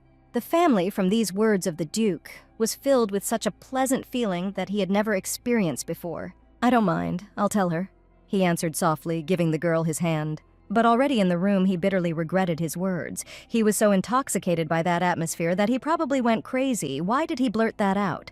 The most terrible disaster that should have been feared, he personally brought upon himself. But he couldn't refuse Selena, who wanted it so much and with her whole appearance asked him to do so. I couldn't refuse, the Archduke finally gave in. But then a very exciting and at the same time frightening thought came into his head. "It seems that now I will have to ask her to sleep together. I need to be close even in my dreams." It wasn't that he had any other goals. It was just that he could protect the little rabbit from the evil witch and nothing else, Duke Vars Belellus firmly decided. The man decided not to waste time coming to such conclusions and immediately headed to his wife's room. Very quickly he found himself at the door of his wife's room. As soon as he knocked on the doors, they immediately swung open, and Selena stood right in front of him. The girl gasped in fear and tried to cover herself, but she failed. Blushing, she offered to come in, and he, apologizing, did so. He was embarrassed by the girl's appearance, so he tried not to look at her, but Selena was interested in why he came. At that moment, the door opened, and Anna, whom Selena had been waiting for, entered the room. Suddenly, the atmosphere in the room became very tense, and somewhere in the distance a crow seemed to caw, which made Anna immediately express a desire to come back later and slam the door. Selena and Vars looked at each other awkwardly, realizing that the situation was becoming even more awkward. "Maybe we should sit down," the girl suggested, trying to ease the atmosphere. And in the end, they sat down opposite each other on the sofa, but still remained silent. The first to break the silence was Vars, who said that he had asked Jart to send a letter asking his sister to come. Selena was very happy about this and asked when Cynthia would arrive. In fact, she was worried because Vars looked very serious, but it seems she was still wrong. Was he worried that she might be uncomfortable? But in reality, he was only worried that the girls weren't wearing a top dress and she looked so light and so cute. But he added out loud that it was not yet clear whether his sister would come or not. They would find out when Jart came. And if his sister stayed in the inner palace, they would have to share a bedroom for a while. Vars blurted out the reason he had come to her room. The little rabbit raised his ears in surprise, looking with big blue eyes. Vars continued that his sister Cynthia entered the imperial family after she married, and he himself was not a frivolous person. So he thinks it would be a good idea to show her that he and Selena are on good terms. But he doesn't think she'll come at all, so there's no need to worry too much. "Am I the one who is worried here, and not you?" the girl asked mentally, lowering her eyes, trying not to look at the man sitting opposite. Besides, she was trying to hold back her tears, which she had never expected. Vars noticed that her mood was no longer so joyful, and it seemed that she was about to cry. If you were expecting a battle with a monster, anyone would cry. It's a pity that he can't soften on this issue. It's enough to just not say no. At that moment, there was a knock on the door, and each of them turned towards the sound. But no one dared to stand up. They didn't want to disturb such a good atmosphere. "I'll come over, sit down like a true gentleman." Vars nevertheless stood up first. Opening the door, he asked rather rudely what he needed. Jart was behind the door. The knight was greatly agitated and was interested in what was written in this letter because Her Majesty immediately replied that she would arrive at the inner palace tomorrow. Crossing his arms over his chest, Vars explained that the Duchess had expressed a desire to invite her to come, so he had simply asked his sister's opinion. "So you're saying she'll come tomorrow? I get it," Vars replied, and tried to slam the door, but Jart stuck his foot out. The knight was worried and wondered if this was temporary, because tomorrow was a full moon, and they didn't know when she would return to the capital, but they couldn't allow her to be in the inner palace forever, and it wasn't that you were against it, but they needed to come up with an excuse for where she would leave. At this moment, Selena, who was in the room, listened attentively to the conversation, but did not understand everything.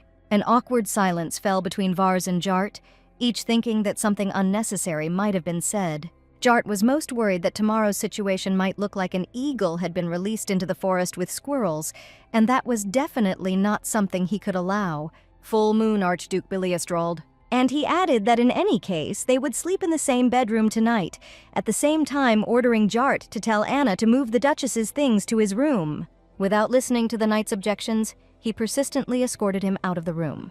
Tomorrow was the full moon. Vars couldn't believe he had forgotten something so important. But now there are more important things to do, and he returned to the girl waiting for him. Vars told her that it was Jart who said that his sister would arrive tomorrow. He also added that he asked her to help her move into his bedroom right now, and also suggested taking a walk while it was a mess. Selena wrapped herself in a light robe but agreed to his proposal. The man noticed that if she continued to walk like that, she would definitely catch a cold, so she asked him to give her a towel. The girl did not expect this at all and was quite loudly surprised, but still fulfilled his request. Duke Vars Belellus carefully dried his wife's fair hair with a fluffy towel. Selena sat, trying not to move, while Vars dried her wet hair. This had happened before, but now she felt very strange. It seemed that tonight would definitely be their first wedding night. The man carefully and thoroughly dried the girl's wet hair for quite a long time, enjoying her company. Removing the towel from his hair, Vars took a strand in his hands and ran it through it. "It tickles," the girl noted, and the man immediately recoiled. He was afraid that he had hurt her, and immediately tried to justify himself by saying that it was an accident, causing the girl to laugh, and she explained that it didn't hurt at all.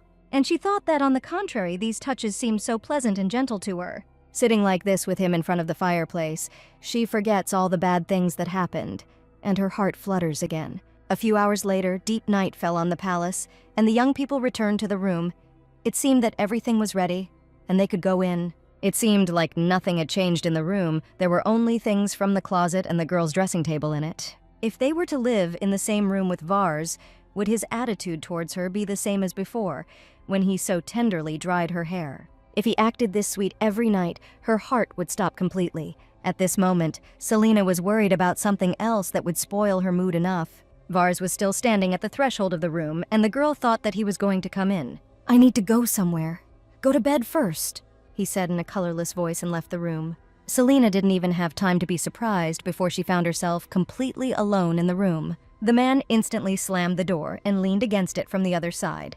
He is so nervous that he cannot be alone with her. But first he needs to meet his sister. The girl looked at the locked doors for quite a long time. A huge lump of disappointment was spreading in her soul. Seriously, he just left, just like that, indifferently. The girl's hands clenched into fists powerlessly. A nasty and vile man. Tears appeared in her eyes and her legs gave out.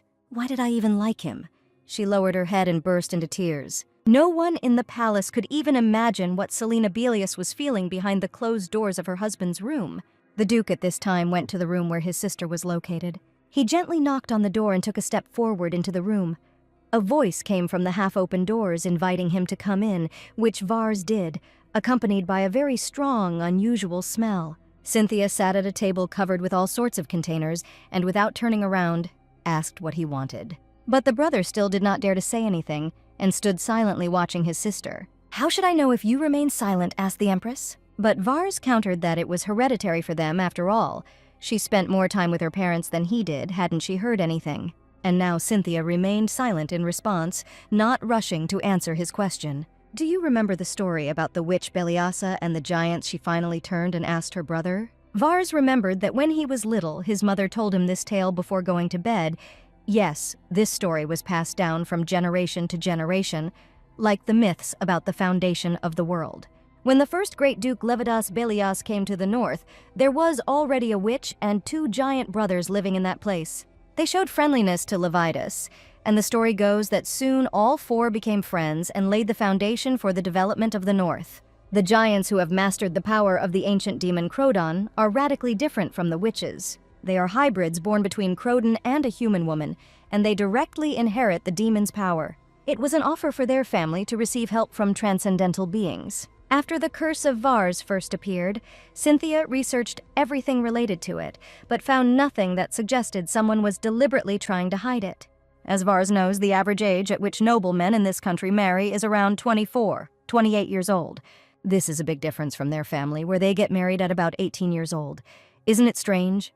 The Empress asked her brother, and received an affirmative answer. There is more backstory in a myth than in a fairy tale. The tragedy of Belellus began with the witch falling in love with Levidas. The witch, who never shied away from any trouble, went mad with anger and betrayal when he married another woman. Everything that awaits you ahead will sink into oblivion.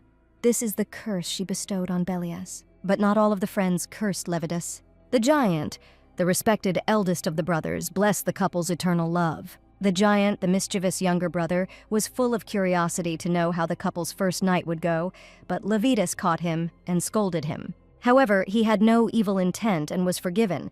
In order to regain Levidas's trust, he was given spells for children that help stabilize and develop their inner world. Fortunately, the magic of the younger giant lifted the witch's curse of destruction. Therefore, the descendants of their family would have a chosen one at the age of about 10 years, and as soon as the curse manifested itself, a ceremony was held. After the first night had passed, the curse disappeared without a trace. These words of her sister made Vars think deeply. The reason he had to fight on the battlefield is because Vars couldn't get rid of the curse because their parents died too young. And when Cynthia found out all this, it was too late. Besides, Vars has already announced that he's leaving the war. He also said that he would get married right away, and so she thought that the curse would soon be lifted and did not even get involved with him. "You said it starts with marriage?" Vars asked again, becoming more and more immersed in unpleasant feelings. "To be precise, marriage ceremonies," the sister answered, and a perfectly logical thought occurred to her since the curse was still unbound. "And you still haven't consummated the marriage?" she asked angrily, and Vars only lowered his head guiltily. He could not bear the thirst for murder that overcame him every 15 days. It seemed that among all his feelings and desires, only the vicious ones prevailed in him. When dawn came the next day and the sun lit up the horizon, he felt helpless. due to the inability to control his own body for several hours, due to the fact that he became a real monster. It seemed to Vars that he would never be able to feel anything resembling happiness. The news that after the first wedding night, the curse disappeared without a trace, gave him some hope. And is it really the case that he went through all this only because there was no one nearby who could reveal the truth to him? Damn it, the sudden realization hit him painfully. It's not that he didn't do it. He didn't even have his first kiss. Cynthia only now realized what her brother had done, or rather, not done. You still haven't consummated the marriage. His sister's words fell like a stone on his head. She thought with disappointment that all this was reminiscent of the fairy tales about love that her mother told her when she was a child, and that this blockhead, her brother, took after their father. Well, what a fool, the country needs him. But nevertheless, the girl said that she had prepared a potion that would help him tomorrow, and I asked him to stop sitting there like he was a dog abandoned in the rain. It looked really weird. The next morning, Vars was up very early and fully dressed, waiting for Selena to wake up.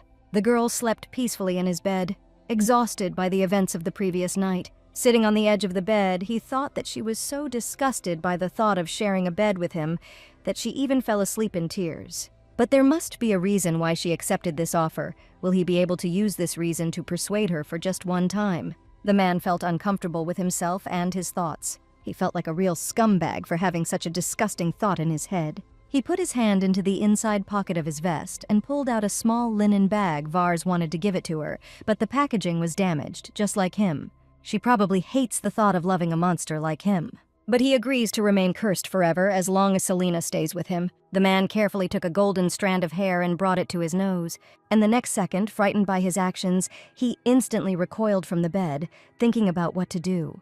After a moment of panic, he quickly ran out of the room. However, the girl did not sleep all this time. She saw and felt everything he did.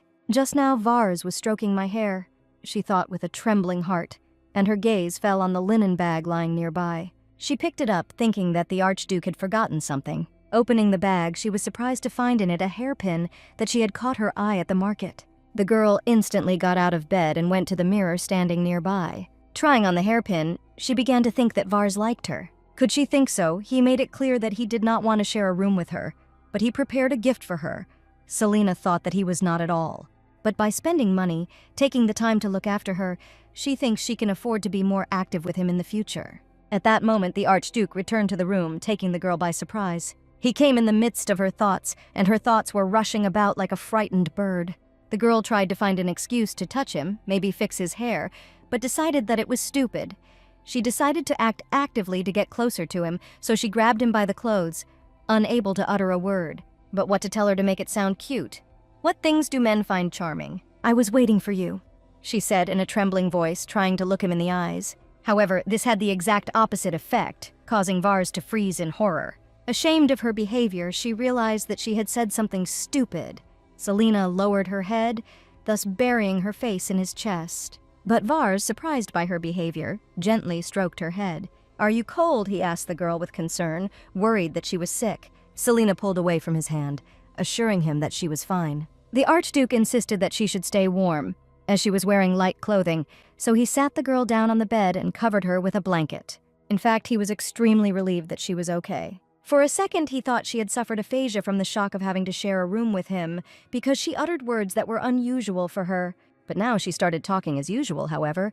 What the hell was that? Maybe she just wasn't fully awake yet. Selena's goal was achieved. The archduke was charmed by her sweetness. Closer to lunchtime, a carriage quickly drove into the residence. The woman who emerged from it could not believe that she had to travel such a long way for Vars. "I was waiting for you," the head maid who greeted her said respectfully. "We haven't seen each other for a long time, Anna," the Empress replied amiably. The maid's eyes sparkled with genuine respect for this great woman. A few years ago, she sent her to the Belellus duchy, with an order that only Knight Anna could carry out.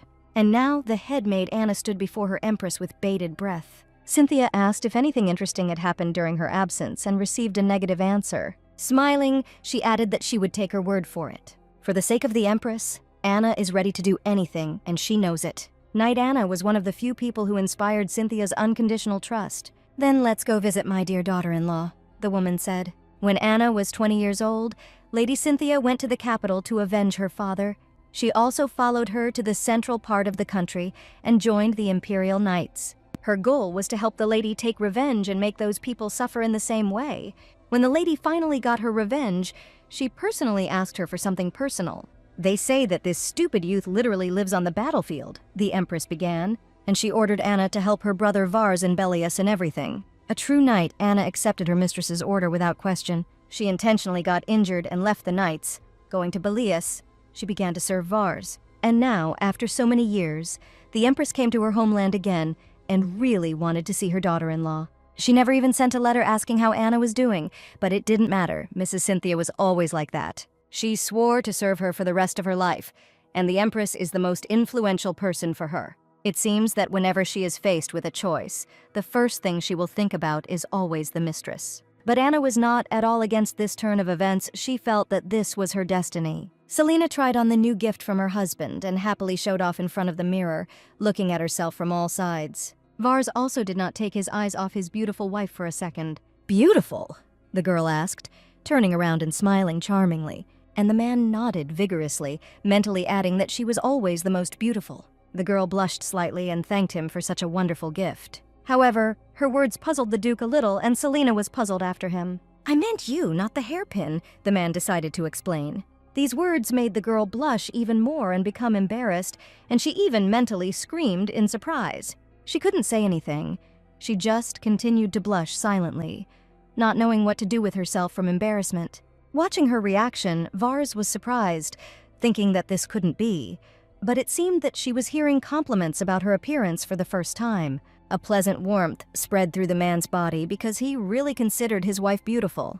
The next moment, he was next to her. "You didn't know how beautiful you were?" he asked, holding out his hand to her. Vars carefully brushed a strand of light hair away from her face and ran his hand over it. The intimate moment was interrupted by a knock on the door. It was Jart who arrived, and he got quite scared when, in response to his knock, something crashed loudly from the other side. The next moment, the door opened slightly, and Duke Belellus' face appeared in it, wondering what had happened. The assistant handed the gentleman the documents, saying that an eagle had just arrived, and the papers contained what he needed to know about their squirrel. "What other squirrel of ours?" the Archduke began to get furious. This time, Selena did not silently listen to their conversation, and looking out from behind her husband, greeted Jart. The knight was glad to see his lady and asked if she had slept well. Selena thanked him for his concern and added that if the conversation was going to be long, they should go and sit down. Jart was about to step into the room, but Vars stopped him. "The conversation is over." The Archduke did not accept objections, and the knight had to agree. Vars closed the door behind him, pleased that he had finally gotten rid of the extra person. But Selena suddenly said that she would like to go outside. "I don't think we've even unpacked all our things yet, so you'll go later," the man replied. At the same time, he put into her hands the documents that Jart had brought. Taking these papers, Selena was surprised to see her portrait and realized that this was information about the real Selena. For the first second, she was afraid that her secret had been revealed, and she looked up at her husband with trepidation. Vars noticed her concern, but he didn't mean anything bad, and so he just smiled sweetly at the girl, thereby calming her down. "You said you had amnesia. I asked you to find some information. Maybe it will help you restore your memory," he added. Selena thanked him sincerely, feeling some relief from his explanation. "Would you like me to remember everything?" the girl asked excitedly. The man replied that it didn't really matter to him, and Selena clutched the paper in excitement. She'll be living with him in the north now anyway, so her past doesn't matter. But he thought she might find this information useful. To be honest, Vars would like her to continue to remember nothing and remain an unknown witch. His greatest fear is that one day her memories will return, and she will suddenly leave because she wants to return to her hometown. Nothing in the world matters as long as she stays by his side. The girl was glad that her past did not matter to him. However, her gaze pulled out one line from the document "He loves wine" from the Lafon province. For some reason, this particular line bothered her greatly. She carefully reread it again, trying to understand the meaning, and realized what was bothering her, because it seemed they had already discussed something like this. Then she almost gave herself away. At a recent dinner with Vars' sister, she answered without thinking that her city was in the southwest, where there were always lots of flowers and it was very humid. However, this memory brought her some very strange feelings and pulled even earlier memories along with it. "Don't even touch any other alcohol. You must drink only 1 glass of wine from the Lafon region." The words of a man came to mind. He gave her an order and asked if she understood, to which Selena replied that she would take it into account. Previously, she had obeyed this man without question since she no longer had any choice. Now the documents fell out of the girl's hands. She didn't understand what had just happened. The Archduchess staggered as if she was about to fall. Could these really be the memories of the real Selena?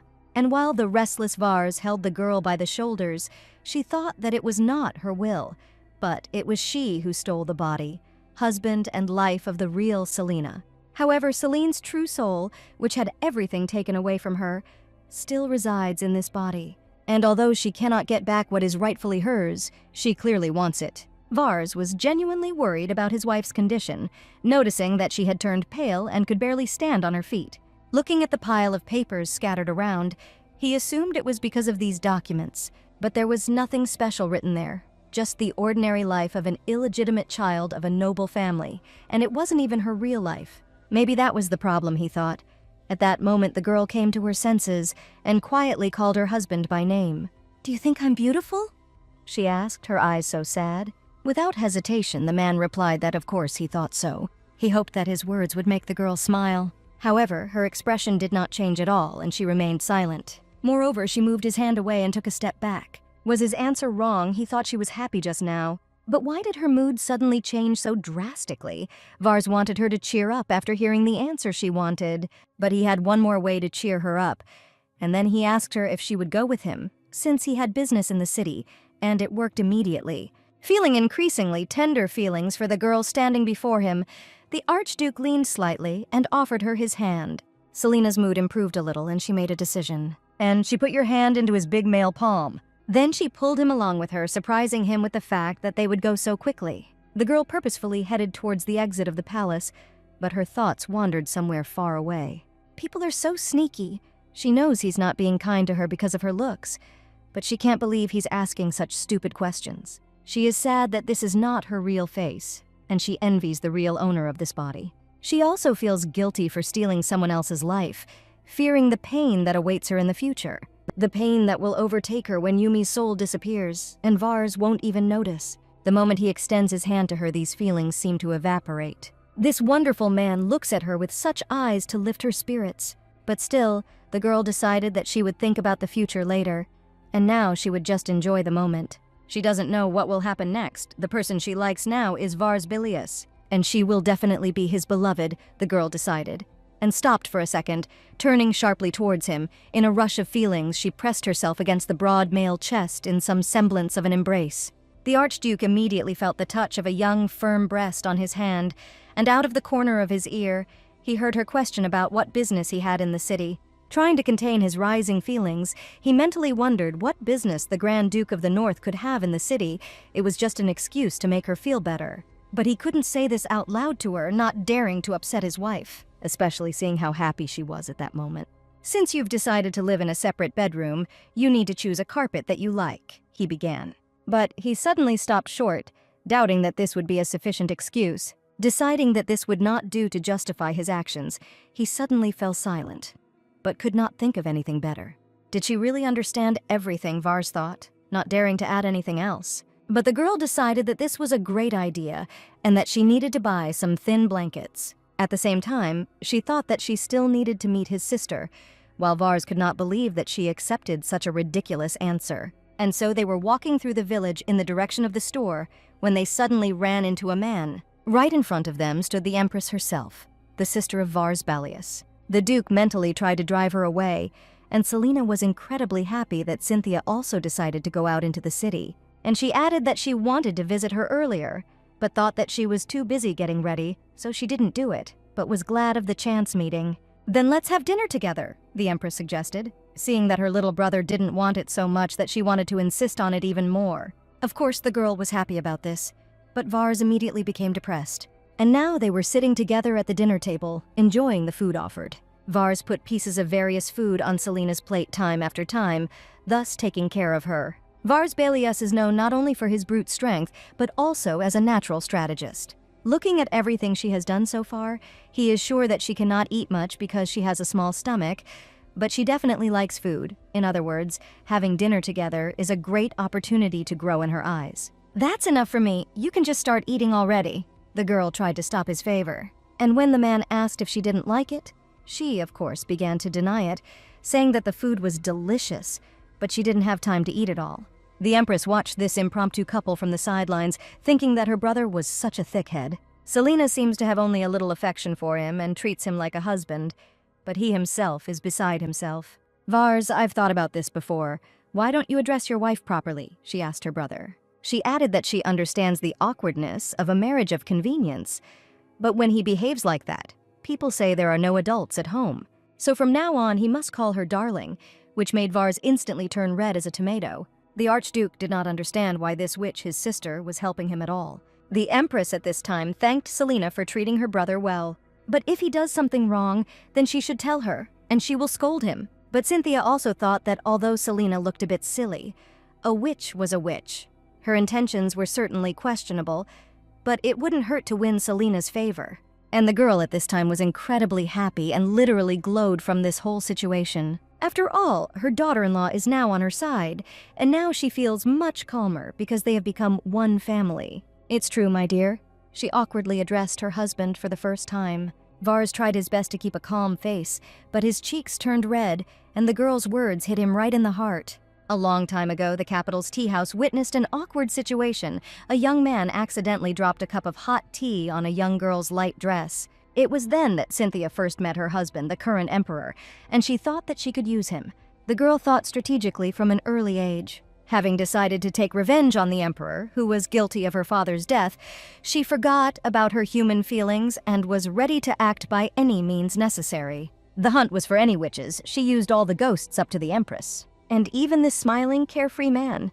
The young man beamed with happiness and said that he had nothing at all, but marrying her was like a dream. And although Cynthia's goals were completely different, this attitude towards her won her over. She was sure that there was power in fear, and she acted accordingly even many years later. When she dealt with everyone, the capital's aristocrats still fear her. Even her biological younger brother fears her, and not without reason. But in Selena, she sees a look in which there is not a drop of fear or evil thoughts. In this, she is very similar to her husband, the emperor. "It would be nice if she weren't a witch," Cynthia thought ruefully. After finishing their meal, they went outside together, and Selena immediately added that it had been a wonderful meal. The happy girl literally danced her way down the street, and Vars was detained by the Empress. She threw a small bottle into his hands, and only then explained that it was the medicine she had promised him. "It contains theron, so you might want to think twice about taking it or not. Theron is a powerful poison that can kill a dragon with just one drop. I'm not sure about the medicine I prepared myself," Vars remarked sarcastically, to which Cynthia only chuckled. She was sure of everything. "You won't die," she added to reassure him. Noticing that her brother and sister had fallen behind, Selena called them and, calling her husband dear, asked him to come here quickly. Okay, the man immediately responded to the call, not paying attention to the conversation with his sister. However, he did not stop clutching the bottle she had given him. Much in his life depended on this little bottle. The young people headed down the street, strolling after a hearty lunch. Selena admired everything around her. She looked at each counter, and soon the husband and wife pulled ahead a little. They were literally enveloped in an aura of love that bounced off the Empress herself. Watching them, the woman thought about everything that was happening. Soon after Selena arrived north, information came from Anna. It contained a report from Nephis, who holds a fairly high position among the ghosts, and noticed something unusual. Nephis can make decisions independently and feel confident in her territory, and if she smells her obvious enemy, a witch, then this is worth paying attention to, and as a result, her report can be relied on 99%. There is at least one witch in this town. Cynthia's gaze landed on the glowing, happy Selena. She doesn't know her true intentions, but she seems to be a nice girl. If we think about it soberly, she is too good to be a witch. When people like her and Vars see such a small, harmless creature, they naturally want to get their hands on it. She called out to her brother and his wife with regret, and she said that she had some things to do, so she would go. "What a pity, I thought we would walk here together." Selena was genuinely upset, and Vars at that moment became very angry that she dared to upset his wife.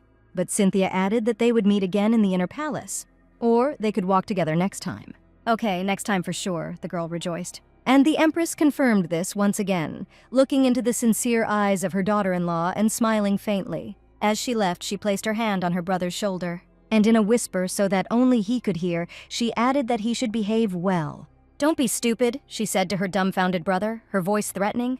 The next moment, she turned to Selena and said goodbye with a smile. Selena also smiled and said goodbye to her, while Vars was shocked by his sister's behavior. This witch is sucking out energy, he thought, and wondered why he was swearing. "Darling, let's go," Selena asked him, gently touching his hand. Instantly, Vars's soul left his body, illuminated by a happy pink light. "Okay, darling," the man answered in the same tone, and the happy couple continued on their way to the store. Soon they entered the very store they had been going to. When choosing a blanket for the room, they discussed different options. Selena decided that she liked one of them, so she would take him. "And this, and this, so pretty," she added, handing all the things over to Vars. The man carefully examined everything she gave him, and she thought that her tastes did not at all match her appearance, while the girl at that time looked at the things with delight, thinking that everything here was to her taste. And among all this, what she likes most of all, of course, are not the things in the store, but something more.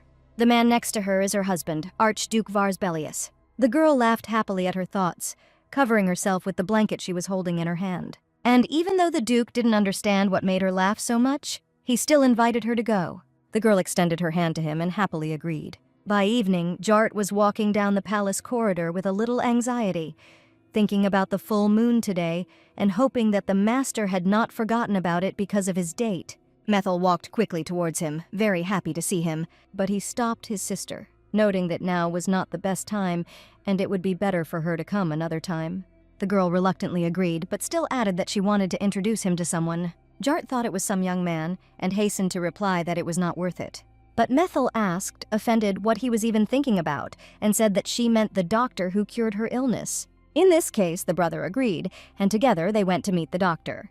All this time, Jart did nothing but stay close to the master, and she, his sister, returned to the north less than a month ago. The beloved daughter of a noble northern family suddenly and very seriously ill, and some unknown doctor accidentally cured her.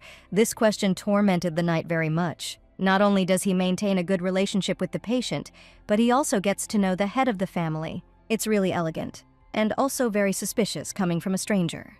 Considering that Methel had personally arranged the meeting, Jart assumed that it was the healer who had insisted on it. "He really is very good," Methel said happily to her brother, smiling. "Well, let's see."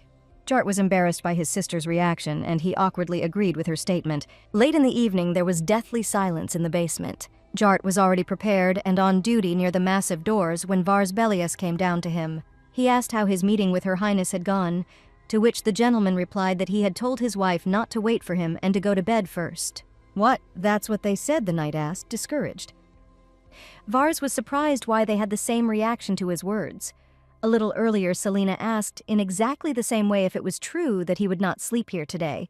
The knight opened the door for the gentleman, inviting him to come in, and added that that was not the problem, to which Vars replied that there were no problems. Jart also expressed hope that if the gentleman drinks all the alcohol that is here and falls into a deep sleep, then everything will end there, and he hopes that everything will go smoothly.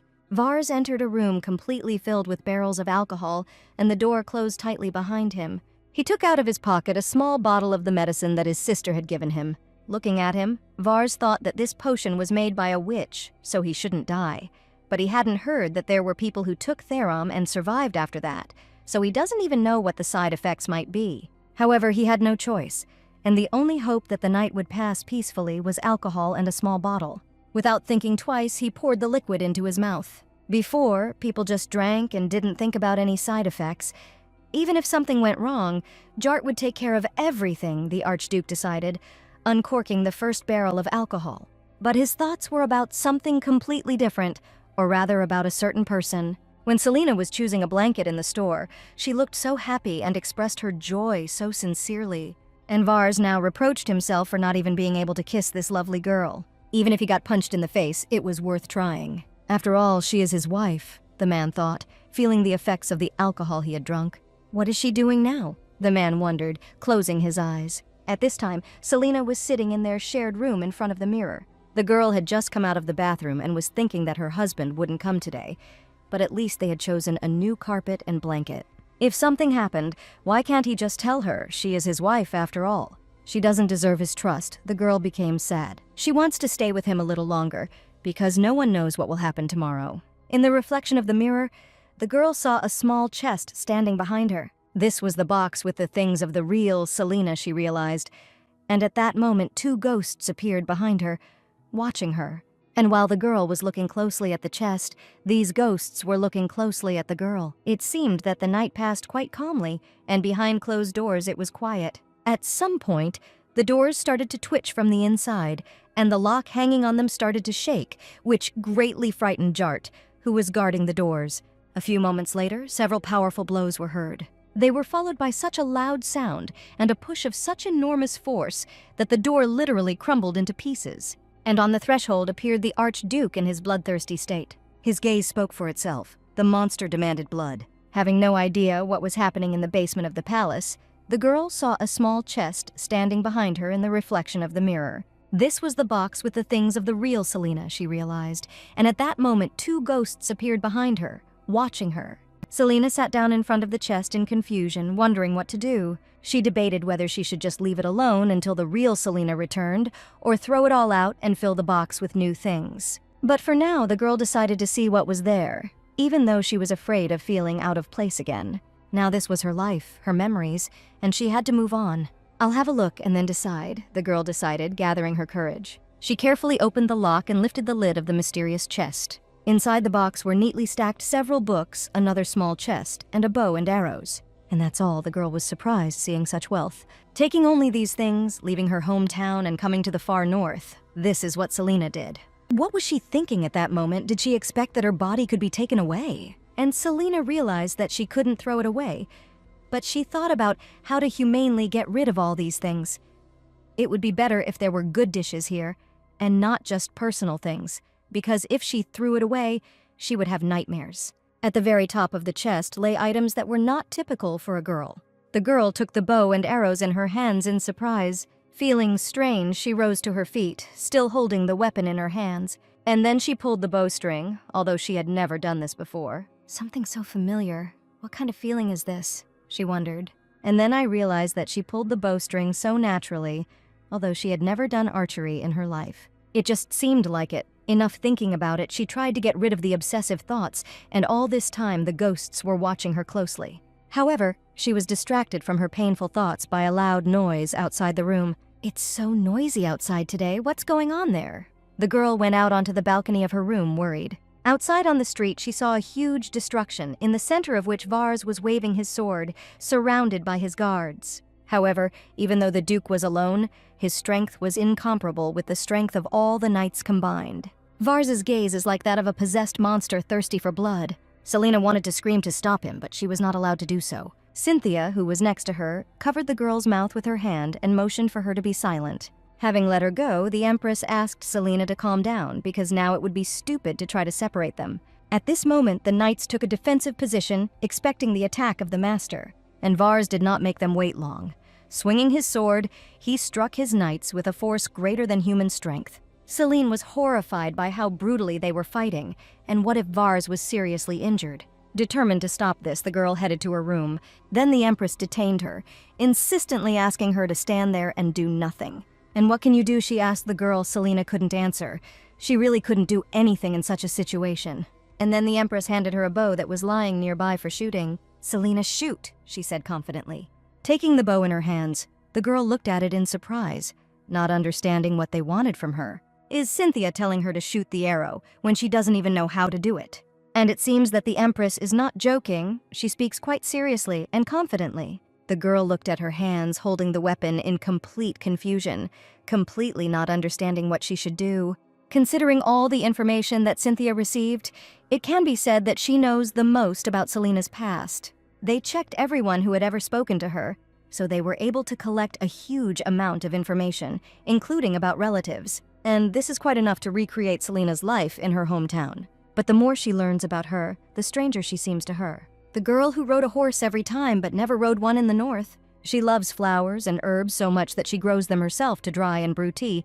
But in the north, she doesn't even pay attention to flower shops. The village girl living in the southwest was definitely not a witch. No witch has ever forgiven the kind of father she had. The one who appeared in the north before her eyes? Who is she? That was the main question. Even if Selena can do everything else, the experience can't be faked. They say she loved horseback hunting, so she should know what to do just by looking at a bow. Whether she became a witch or the witch changed her, she had to take a risk, Cynthia decided. "Pull the bowstring. If you don't help, Jart might lose his arm." the Empress added, urging Selena to take action. Her words had an effect because the girl raised her head confidently. The red moon was in full force, making Vars Belellus thirst for blood. As Cynthia said, Selena can't let this happen. If this continues, it will be dangerous for both Vars and Jart. So the girl put an arrow into the bow and took a comfortable position on the balcony to shoot. She only prayed for Vars to come to his senses. Raising her hand, she concentrated her gaze and directed it towards the raging archduke. Gathering her courage, the girl pulled the bowstring and released the arrow. The Empress created a potion that combined a powerful sleeping effect and a spell that slightly weakened the instincts and turned the thirst for destruction into a thirst for affection. If she had more time, she would have tried to make this thirst express itself in a more noble way. Unlike the witch who cursed the Belellus family, there is something else. The blessing bestowed by the giants, descendants of the ancient demon Croden, is likely to be much more powerful. So the spell she casts will merge with the giant's blessing and be able to suppress the curse. They say that after the first wedding night, the curse will be lifted. As long as Selena plays her role well, there is nothing to worry about. The arrow fired by the girl whistled a centimeter away from the raging archduke, although it did not harm him. But it made me pay attention to the person who released her. Selena stood on the balcony of her room, her bow drawn, ready to release another arrow at any moment. The first time she put an arrow into the bowstring, she experienced a very unusual feeling. She didn't know what to do after the bowstring was pulled. With strange feelings, her body moved on its own. After firing her first arrow, she was surprised to notice that she had almost hit the target. Although the arrow did not harm Vars, he nevertheless drew attention to the shooter who had fired it, which made Selena a little scared. Driven by the curse that had given him strength, the archduke left his previous victim and turned towards the girl. In one jump, he found himself on the second-floor balcony where Selena had just been. Although Jart was seriously wounded, he was worried about catching up with his master, because if he came to his senses, he would definitely die from what he had done. But before he could move, another man approached him, which surprised him greatly. With her finger to her lips, Empress Cynthia forced the knight to calm down and not twitch. She pointed out to him that the sun would rise in just a few minutes. And besides, she will take responsibility, so he should stay where he is. Well, if something happens, the woman thought, she will have to go and not this weakling. At this time, frightening events were unfolding on the balcony of the Archduchess's room. Selena thought with horror about what she had done. After all, Vars's gaze was completely abnormal, and it scared her very much. She tried to calm him down by calling him by name and carefully backed away. However, the slipper fell off her foot and the girl tripped and began to fall. Selena didn't notice how, backing away, she reached the bed in the middle of the room and fell right onto it. She panicked and wondered where Vars's sister was, mentally asking for help. Duke Belellus towered over her like a huge, frightening statue. However, a pleasant, sweet smell reached the man's nose, and his thirst for blood subsided. But now he felt another thirst, and without realizing it, he reached out his hand to the girl. Selena closed her eyes, preparing for what was to come next, scared and vulnerable. However, nothing happened next, and the girl had to open her eyes to understand what was happening. The man was still hovering over her, but now he was almost on the bed above her, his head down. "Vars, have you come to your senses yet?" she decided to ask. At that moment, the Duke, like a wild animal, sniffed and raised his eyes to her. "Is everything okay now?" the girl continued asking as the man continued to approach her. "You still smell so sweet," he replied stupidly when his face was a few centimeters from hers. Such a striking change in his behavior surprised the girl very much, and she froze in place from surprise, while Vars simply looked at her with a smile. The next moment he touched her shoulder, forcing the girl to lie down on the bed. Selena didn't resist, not understanding what was happening, but with her sixth sense, she guessed what would happen next. The man hovered over her, unbuttoning his shirt at the same time and smiling mysteriously. "Selena," he said her name in a tone he had never used before.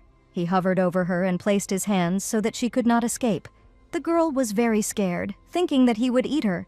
Gently touching her body, the man pressed his lips to her neck with delight, inhaling the sweet scent emanating from her. Then, with one light movement, he touched her hair, running his fingers from her neck to her bare shoulder. Just a second ago, the man was obsessed with bloodlust, but now he couldn't stop, as if he was obsessed with her scent. Selena, enchanted, barely found the strength to resist. She didn't want their first kiss to be like this. "Vars, come to your senses," the girl resisted. However, the man seemed not to hear her, and slowly moved his lips closer to hers. The first ray of dawn's sun was shining through the open window of the room, and this sun had an immediate effect on the possessed man, as if he woke up for a second from a tender, sweet sleep. and he saw a girl spread out on the bed in front of him, clearly frightened by his behavior. Her neat pink lips beckoned him. All he felt was how he wanted to kiss her, and he couldn't resist this feeling. But the breaking dawn forced him to wake up from this oblivion, and the girl lying in front of him was shaking with fear, waiting for what he would do to her. Realizing what was happening, Vars instantly recoiled from her. The man immediately apologized for his behavior, regretting that he dared to do that to her, and the next moment he remembered everything he had done. The way he attacked Jart, and the way he smelled the sweet scent coming from Selena, and now the girl was shaking in front of him on the bed, clearly afraid of him. Her soft pink lips attracted his gaze, never ceasing to beckon. Vars seemed to find himself captivated by the sweet, alluring aroma for a moment again. It seemed difficult for him to resist the girl who lay so openly before him and literally called him. But she still shook and turned away from him, waiting for the inevitable. But this inevitable never came. Vars realized that he was still not himself, and was surprised at what he was thinking about now. And the man also hopes that she will feel a thrill when she remembers her first kiss, experiencing a feeling of tenderness. But now, without the intoxicating attraction, Vars gently stroked the girl's cheek, brushing away a strand of hair that had fallen onto her forehead. "Forgive me." The man carefully leaned down and kissed the frightened girl on the forehead, which greatly surprised her. For the first few moments, the girl looked at him in surprise, because she was preparing for the worst possible outcome. And then her eyes filled with tears, and Selena burst into tears. Sitting up in bed, she said through her tears that she thought he was going to eat her. Holding the girl in his arms, Vars calmed her down, saying that he had not intended to do anything like that, and asked for forgiveness for his behavior. "I'm sorry I scared you. I never meant to hurt you." He hugged the slightly shaking Selena. The girl was crying at this time and felt a huge relief that it was all over, and hid on his chest.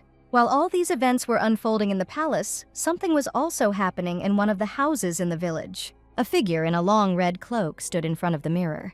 The hooded man looked at his bandaged body in the mirror. And finally, he threw off his cloak completely, intending to examine every inch of his body. A girl looked at herself in the mirror, remarkably similar to Selena Belellus, but completely bandaged so that only her eyes remained.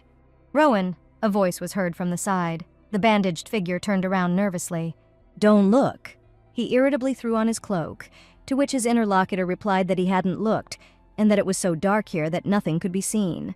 But he asked not to take off his cloak, worrying that the spell might not work properly. Rowan assured him that he need not worry about this. But the long-haired young man added that he was not saying this out of excitement, and was surprised that his interlocutor could not understand what he felt.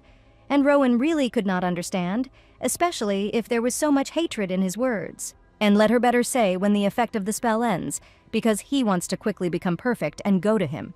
"Wait a few more days, you know. It takes time." A third character has appeared in the room. The bandaged man was indignant that everything was taking too long. The third person turned out to be the same healer who cured Methil, and he asked Rowan to just rest a little, and he also watched that girl. And there is something useful that can help them in their work. After the night's incidents, Vars took a shower and again scolded himself for being such a brainless idiot.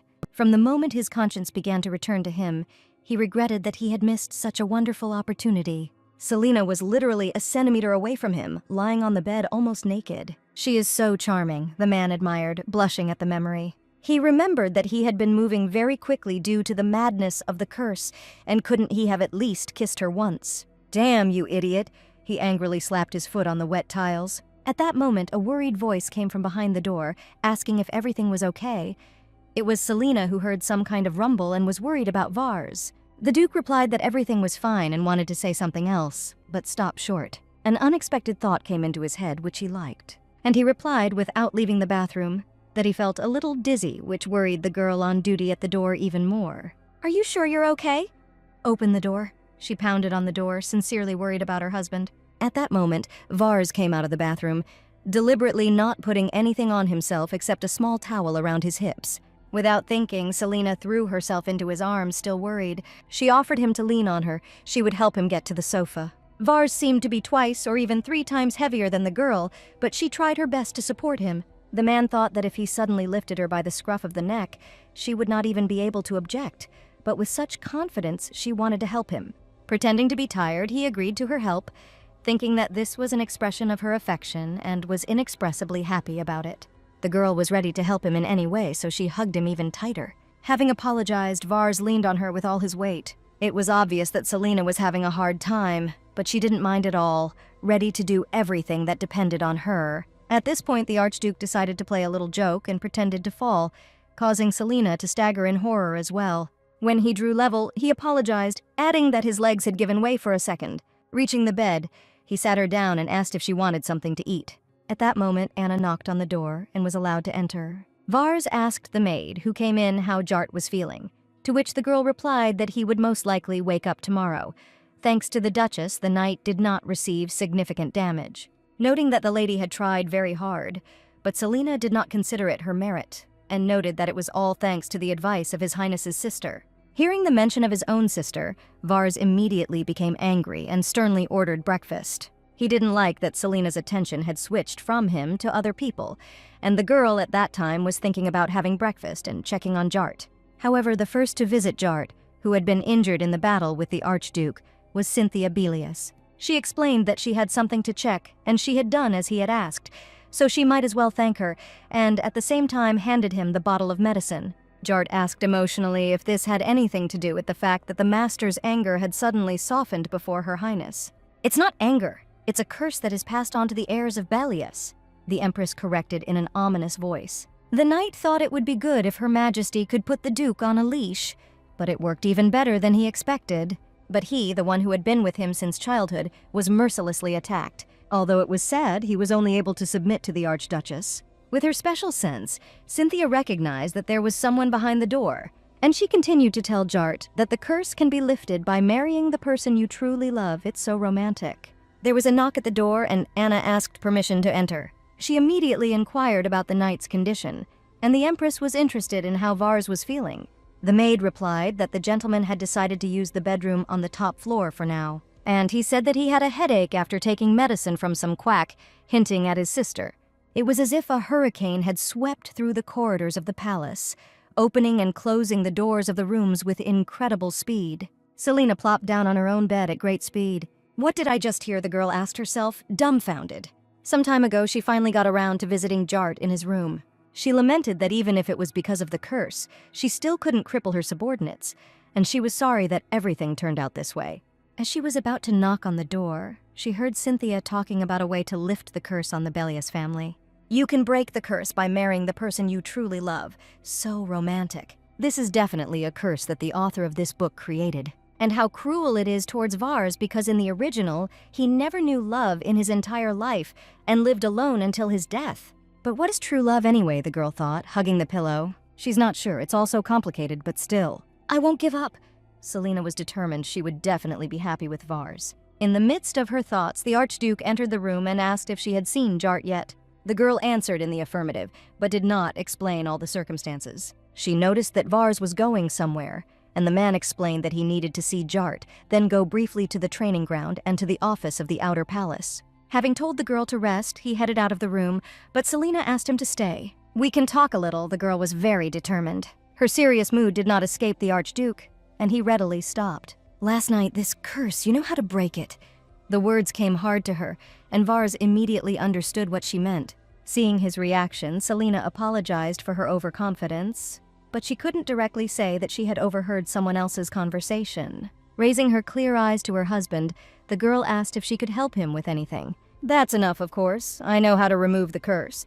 Her husband rudely interrupted her, adding that it was too complicated and she couldn't help in any way. He would make sure that something like this never happened again, and with these words, he left the room. Vars slammed the door loudly, leaving the girl confused.